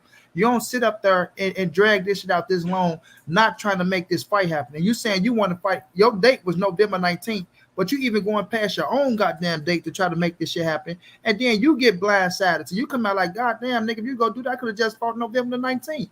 Like, let me know. You know what I'm saying? So it's like, that's how you know them people was trying to make this fucking fight happen, bro. They only had one objective, bro. Make the Terence Crawford fight, compensate this motherfucker, but don't overcompensate, right? Motherfuckers keep talking, give him this, we gonna compensate him to, what he's deserving. You know what I'm saying? Ain't like Errol Spence finna just blow your ass out the water with the money. Like, okay, you get this. Now Errol Spence getting $150 million, but we just gonna give you X. You know what I'm saying? Like, come on, bro. That shit ain't gonna be that far off. But the man is deserving of a little bit more, bro. So, he sat up there and did all that shit, man. That's just fuckery, bro. It's fuckery. How everything played out is just pure fuckery. Then a nigga you come back and fight. That's just a slap in the face, bro, right there. That's just the slap in the face, like, fuck y'all. You feel me? Fuck y'all. Let me get to this. Let me get to these super chats real quick that I missed. My man Sean T in the building. He says Crawford never wanted to fight Errol. Bottom line. I mean, you see it when you go back to the history. He showed that time and time again. But like Ricky Williams said, we chose to basically ignore it, right? And expect him to do something that he's never done before. And then my man Jay Wash 4 off in the building with that $500. He says, here go my pay-per-view. That duck, he says, fuck that fight. Salute to EJ for staying solid throughout. all this BS. Salute to the panel. Keep keeping it trill. Now, Man, just think about this. He is his chance to become undisputed in 2 weight divisions, bro. He because hold on. Let me get through one more super chat, Coach. I appreciate you, Jay Wash, man, for coming through. And my man Sean T back in the building. He says Crawford might get dropped or knocked out. He's showing that he's no longer confident in his skills. And man, I appreciate you for y'all for coming through, you know, showing love and support to the channel. But he's just comfortable doing what he's done his whole career, fighting lesser competition and trying to get the biggest bag for doing it. That's just what it is. He's done it his whole career. Look at his resume. He don't. Bob told us though. Bob Arum told us when he came out and he sat down and did that interview, right? And people said that Bob was just hating on him because he was mad because because Bud left him. He was a bitter old man. But he told us, he said he doesn't care about the competition.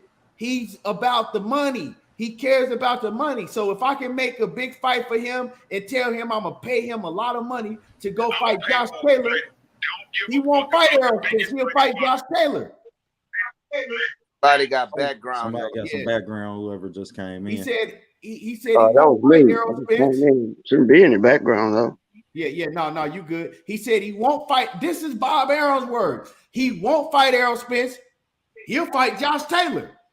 And everybody looked at Bob Arum and said he was fucking, he was just an old ass man talking shit because Bud had left him. Now who was right? That man is showing you what he's about. He's about the bag. It ain't about the competition. It's about how much money he can get. And salute to the Queen, Lenny, in the building. But yeah, so I mean, hey, everything that Bob has said about Bud so far has turned out to be true. Just think about Bob said he never came to him.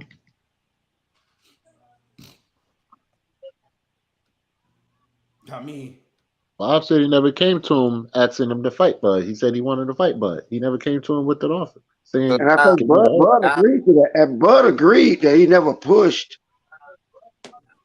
Bud has ruined his chance of becoming exactly 2-time undisputed champion of the world. It'll never happen now. Even if right now, if Errol move up to 154 and drop them belts, Bud Crawford will never become undisputed at 147. Never. Because first of all, he's not gonna fight because Boots is number one in one division, and Virgil is number one in another division. And we know damn well he's not gonna fucking fight Boots Ennis. It's not gonna happen. So he's never gonna become undisputed in 2 divisions. It's not gonna give a fuck. That's why he always talking about his Hall of Fame record and his accolades and shit. He always throwing that shit up. Yeah, well, he still got a chance of getting undisputed at 154.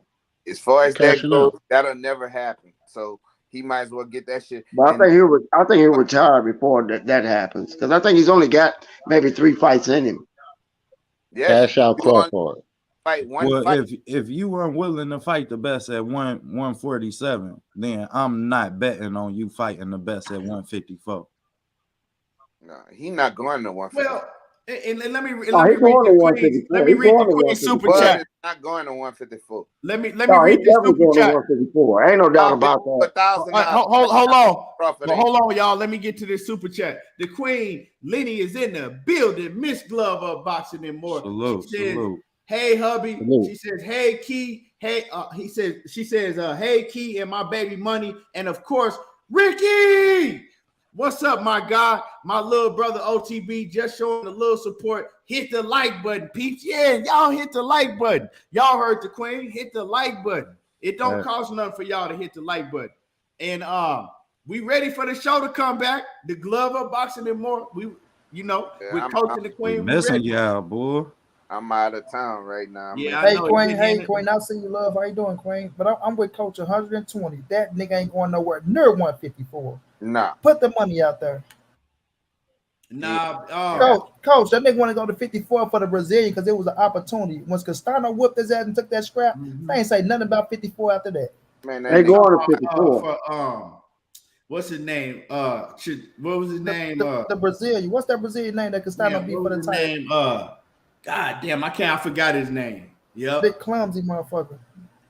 And he go up there and he know that now that he fucked off the business. See, that's how you know he wasn't serious about fighting Errol Spence at all, right? Because he knew in order for him to fight, and you know he wasn't serious about fighting Jermell Charlo. Because he knew in order to get a Jermell Charlo fight, he would have to fight or do good business with them and fight Errol Spence. Hold on, man. Somebody got to turn that YouTube on, man. Shit is fucked up. Somebody got a lot of. They still got that YouTube on. Yeah, that's boxing. He knew, right? That's how you knew he was bluffing when he talked about all that Jermell Charlo shit. Because he knew that in order for him to fight Jermell Charlo, well, he gonna have to do good business with them with Errol Spence, fight Errol Spence, and then go to Jermell Charlo. He was bluffing. He ain't had no intentions on doing that. If that was the case, you would have signed a multi-fight deal, which is what PBC wanted. And then you could have got your tune-up, and then you could have signed for 3 fights total. Your tune-up, Errol Spence, and then Jermell Charlo. In that order. You become 3 times undisputed. It won't never be that easy. You ain't hold on. Let me finish. Can I finish? Okay, all right. But let me come in after you. How about that? Yeah, no problem. But I challenge everybody to tell me when you can name a time in history when you had 2 divisions that was right there to be at undisputed within 2 fights. Yep. You know how rare that shit is? You right, OTB. So he ain't wanted, period. And y'all know I look at everything. I was trying my hardest to get this man the benefit of the doubt. But goddamn it, when it looked like a duck, quack like a duck, what you gonna tell me it's a goose? Well, hold on. Okay, can I jump in for just a second? Go ahead, Uncle. It's your flow. You know, dude, like I said, I've been around boxing for maybe 35 years. And I've been around for 40 years. Okay, well, I started boxing when I was 8, now I'm 54 now. I started when I was 2. How old are you now? Oh, man, get out of here. I'll shut up. Anyway, I'm just saying to say this. There are so many different elements and so many links that go together to putting a fight together. And there's so many things that you don't know. So many things that you don't know that happens behind the scenes because we're not getting anything. Like we're getting like say, and Blue Blood, that's my guy. That's the guy that I really hypothetically like what things we don't know that go on behind the scenes. It's so many pieces to this puzzle that we don't know or we will never know. But like I said something on somebody's page earlier today, dude, I love Blue Blood. That's my guy. But I also, I remember when Blue Blood went and had that coincidental meeting with Terence Crawford at the store. And then all of a sudden, now he's switching from Terence Crawford, from Errol Spence to Terence Crawford. And then now all of a sudden, he's part of promotion for the fight. See, all of this stuff, we don't know what's going on. We can guess, but we don't even know what's going on with our guy. Yeah, well, I'm going to tell you, that might be. We have no idea. We can have these conversations forever. You know what don't matter, though? You know what don't matter because we get cheated. Already in negotiations with Showtime. Oh, we getting cheated all the way around. Correct. You're absolutely correct. You're absolutely correct. But they are part of the cheat too. Regardless of what Blue Blood and them do and BLK Prime, but regardless of what they do, right? He didn't have to fucking even agree with none of this shit because he was in negotiations already to make the fucking undisputed fight. So Blue Blood and them doing what they gonna fucking do, right? Because that's a business. They trying to make fights or whatever they trying to do over there. But he didn't have to fucking go that way and start fucking with that shit. But guess what? But I mean, they said that. Hold on. First off, I'm a Spence guy, 1,000%. 1,000%. I'm a Luduva guy. Back then when I signed with Top Rank, but that's neither here nor there. But my thing is this. When they told them, somebody said that Crawford's camp had said that they're going to fight somebody else before the year is over. Now, I don't know how true it is because we don't know how true any of this is. Just like Errol Spence said, I'm going to fight somebody by November the 19th. If it ain't Crawford, I'm fighting somebody. That didn't come to fruition. We didn't know what Crawford was doing. Crawford, to me, he did take the easy way out. But for $10 million not to fight Spence, dude, I would have took it too. And I'm not on Crawford's side at all. I'm pure PVC. But I mean, dude, for $10 million not to fight Spence, my biggest payday, I might take that. You can't The biggest give payday me was with Errol to Spence. myself. I ain't the best. You was gonna make more than Errol that. Spence. Yeah, your With biggest payday Errol. with Errol Spence, and you took off on the goddamn fight.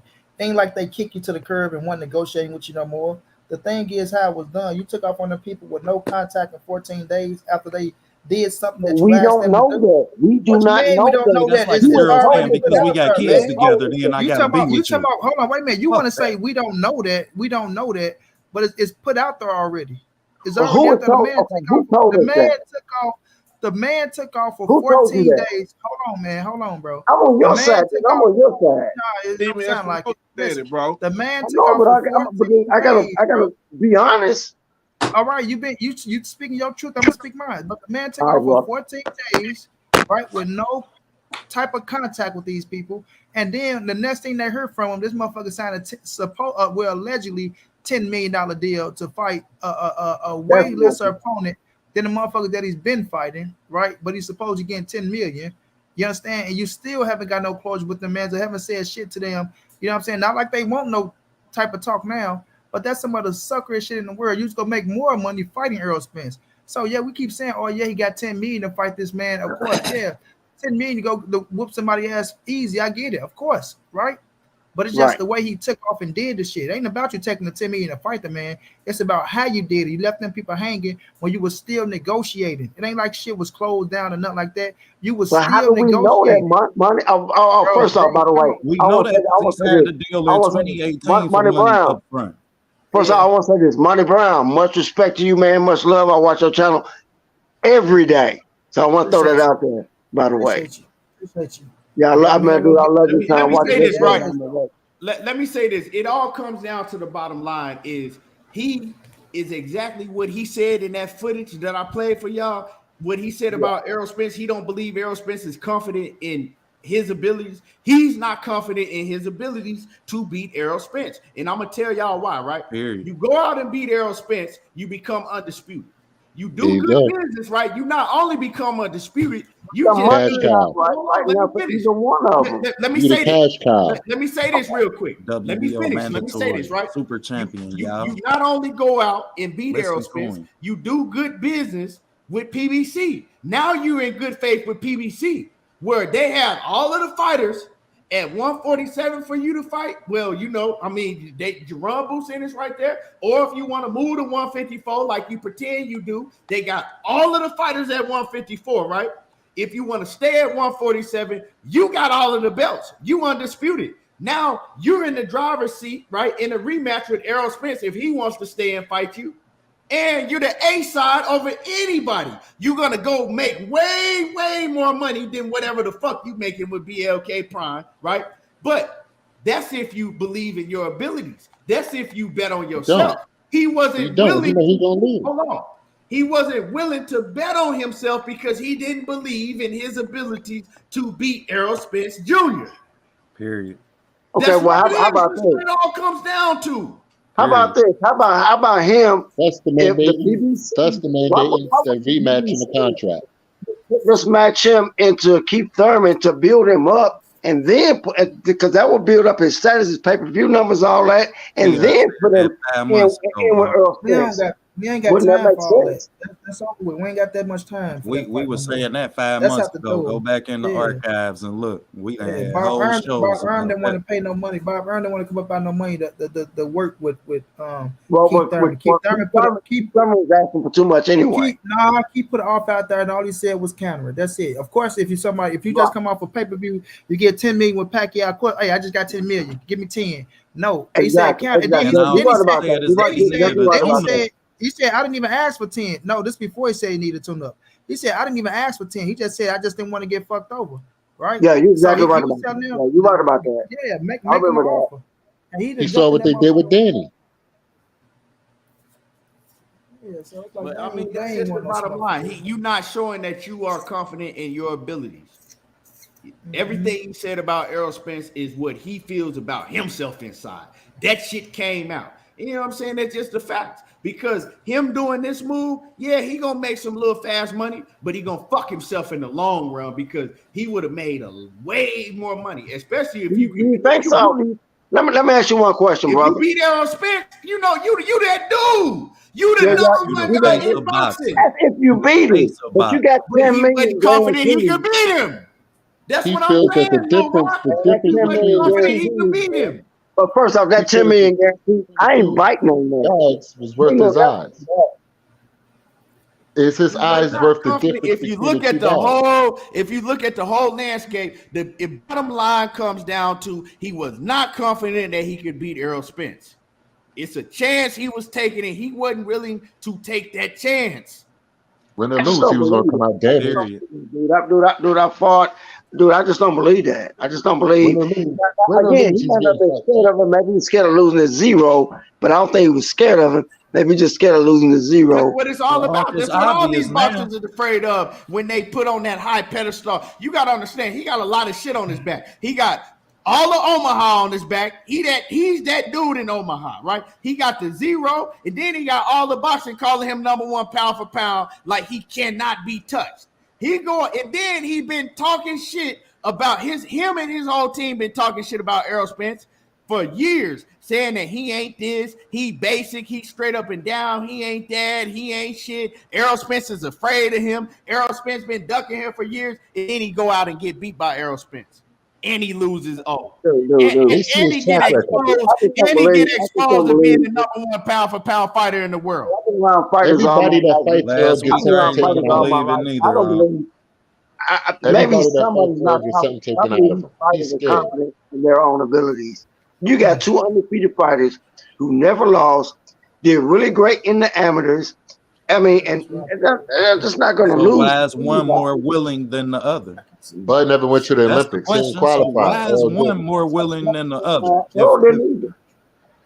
But why is Earl more willing to make this fight happen than Bud is? Earl lost. Man, Earl but went to the Olympics. we Oh, gonna get did ready to wrap this I up. didn't know he did. Well, I'm gonna get ready to wrap this up because we've been on here for over 3 hours, man. I'm gonna get Dude, ready to I wrap enjoyed it, this up. man. Y'all made my day at work. Man, I appreciate you for I've coming been on. here Lil 3 Rock. times. Like I said, everybody's opinion, right? Unless you a motherfucking troll, everybody's opinion. I value everybody's opinion. You know, we all have different opinions. Just because you believe that he's not, you know what I'm saying, scared or ducking, I don't have no problem with that. Everybody got their own opinion. So salute to you. Warriors boxing, everybody on the panel. I'm gonna go around the panel, everybody get their last words in it so I can get up out of here. Lil Rock, man, you got any last words before we get up out of here real quick? Hey, man, down. Yes, sir. Yes, sir. Warriors boxing. Give me your last words Yeah, before we get salute up out of to here. everybody on the panel and the chat. Salute to everybody in the chat and on the panel. It's an honor being up here. But as a motherfucking duck, he ducked Boots since he been with BLK. He could have fought and made himself bigger, got his numbers up, and the motherfucker ducked that shit. He ducked Earl. He don't want to fight. He want to cash out. So right now it's cash out Crawford, and that's it. I'm out.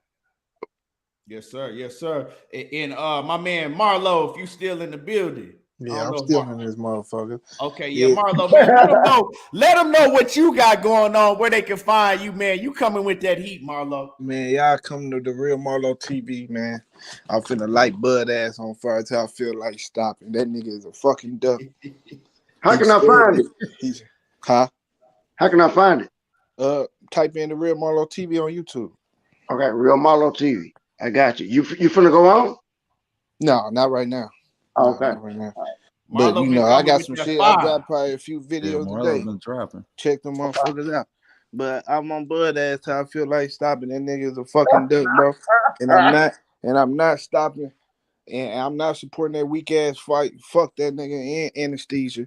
That's like shitting on Errol Spence. So we ain't fucking with that weak ass fight, bro. Fuck all that shit. Niggas talking about Errol Spence need to fight this and this person or that person. He can fight who the fuck he want to fight after that nigga then signed a deal with anesthesia. Even though we know Errol Spence gonna go for a top motherfucker anyway. So we ain't got to worry about that with bruh. But other than that, man, salute to the whole panel. Thanks for letting me on this bitch, Keith.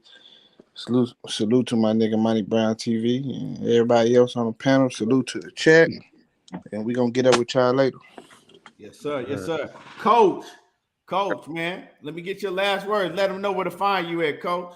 Love of boxing and more, man. Y'all know what it is. Bro, I just man, I'm so disappointed in that dude, bro. I just this shit has me fucking like, you leave this fucking man at the altar and decide that you gonna fucking go and fuck around in the G League. But you a bitch ass nigga, dog. That nigga is a bitch ass dude, bro. And I'm not supporting that fucking fight. I don't care.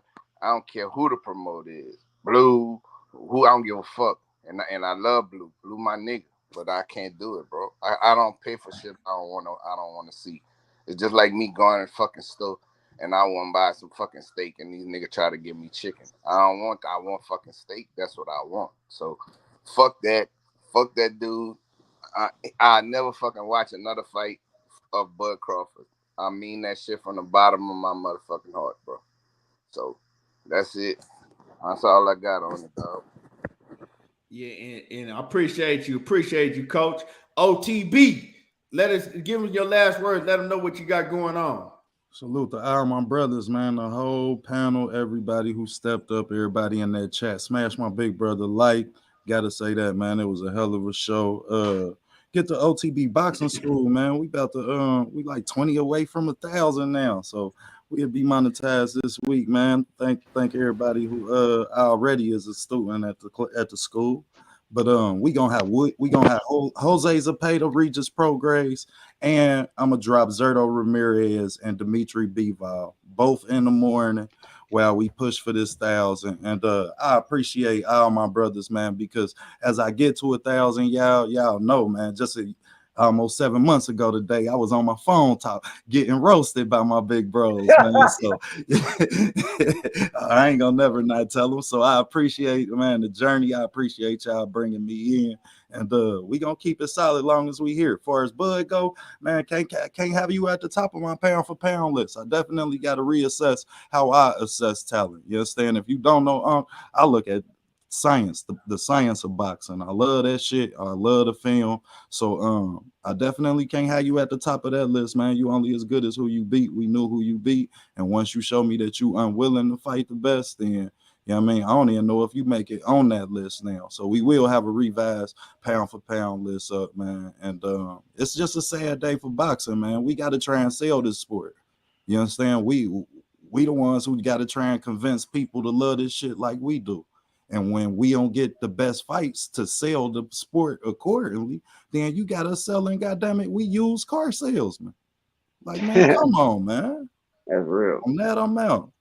Yes, sir. Yes, sir. And Money, I know you I know you got something cooking for tonight. Let everybody know what you got cooking, Money.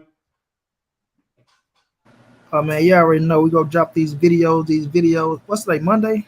Yep. Damn, this supposed to be football talk. Shit, ain't no football talk today. We going in on Terence Crawford. Finna drop 2 more videos on Terence Crawford. It's just roasting Terence Crawford season, man. I told y'all, I don't give a damn who he is. We can be cool. We can be anything. You come trying to defend that shit, I'm gonna tear your ass up. I'm just shooting bullets after bullets, just more bullets and more bullets and more bullets, man. It's really like that, bro, because the dude is just fucked up because he played everybody, man. He played everybody, and I was one of the dudes that was standing front line for him. So, you know, he made me look like a goddamn fool. You feel me? So you make me look like a fool. Somebody got paid for the blood on my lip, bro. Straight like that, you know what I mean? So it just turns Bud Crawford ass up season. That's it. That's all. Yes, sir, man. Hey, can I say one more thing? What's that? Oh, football talk on Tuesday. Thank you, Omega. So I'm safe. I'm in the red because I just want to tear his ass up, man. It's just like that for Bud, bro. Anything. I don't give a damn, bro. Just tear his ass up, bro. Quit shooting me with BB guns. Anybody that come in with some bullshit, they go get shooting me for the hell of it, bro. I want to say, man, I got to keep it real, man. I'm gonna have to drop Blue Blood that $40 and shit in this motherfucking cash app. Definitely. What I'm gonna do, if I was gonna watch the fight, I'll just drop something in the super chat. And we gotta come up with a hashtag so we know. You know what I mean? Hashtag. Like now that y'all done laid out the man, and I didn't thought about it. I can't support that shit, man. Nah, Really, nah. that's That's a like, bad message. if I support that shit, if I get that support 40 that shit, I'm going blue. against. If I support that shit, I'm going against EJ. You know what I'm saying? Man, hey, I ain't supporting that shit, man. You I going can't do against it. everything And we salute to the stand Queen for. Shina. I see you. She said Bud should be ordered to drop that damn belt. All that nonsense shouldn't be happening. That's real talk. And I see you, Queen, the Queen Aisha in the building. Yeah, I can't do it. I'm gonna have to. I'll send Blue Blood that goddamn Cash App or something. I can't support that motherfucking fight. Fuck that fight. Yeah, me neither. look, Exactly, Like, Sheena. I want to do it for the people, but I can't do it. Fuck it. I want to go do it. I was just trying to be like, Yeah, don't damn, they show gonna that want. guy. Hey, So money. You can I bet say not. one Hey, thing? money. You bet not show that fight on Instagram. Fuck that goddamn. I ain't showing it. One thing in closing. Huh? Let's say one thing in closing. Yeah, go ahead. And I hope it's not offensive to anybody. Shout out to the LDBC. Who? Okay. Nah, you ain't offended You nobody. ain't offending nobody. All right, bro. Money. Money. You can't. Yeah, don't show that shit on your Instagram. Fuck that goddamn fight. Hell no, I swear on my daddy soul, bro. Yeah, when Ricky said what he said, bro, like that put Yeah. everything in perspective, bro. Like you right, bro. Cause I was gonna buy this shit at first. I was gonna buy it. Just off the- Hey, I was too. Yeah. Cause I'm like, man, fuck all that shit. And that's why I was thinking about it, kid. I'll send Blue that goddamn $40. Yeah, that's what I'm like, Look, Blue ain't gonna get the three. I put it hold on, y'all. I'm like, shit. three. I bought that Mayweather shit. I'm like, I'm buying Jake Paul shit. You know me, I want to support boxing, bro. But when he said, like, it was in my head, like, fuck him, you know. And I was thinking that shit. I'm saying, how am I gonna say fuck the man? But then I'm going to battle fight and showing it to the people, right? But it's like I was thinking, like, man. But when Rick just said what he said, though, but it was in my head, like, man, if you buy that shit know everything that boy Errol Spence stood for, and it's ripping them dudes off. You know what I'm saying? So. How do you buy it? Damn, money, the 40 Right. counts. 40 counts like motherfuckers. You have to subscribe. No, look, the 40 ain't canceled because we got Teofimo there fighting on the same day. Yeah, So, shit, Teofimo we got more Lopez boxing. fighting Pedraza. So the Yeah, 40 that's at the what we house. gonna Yeah, watch. the Fuck that 40 at the goddamn- house. Do you have to buy the subscription and then buy the fight? I don't know, man. I don't know. Nah, man. How many- I couldn't I tell don't you. want to know. I ain't I even You ain't gotta looking buy gonna the know. into it. Ain't gonna subscription know. and then buy the fight. I The don't even subscription know. is like $13, and I think the fight is like $39 or something like But that. before we go, everybody drop $1 in the super chat to refresh the super chat. Drop $1 in the super chat to refresh the super chat, everybody. Then $ OG money, everybody. Drop $1 there to refresh my Instagram. You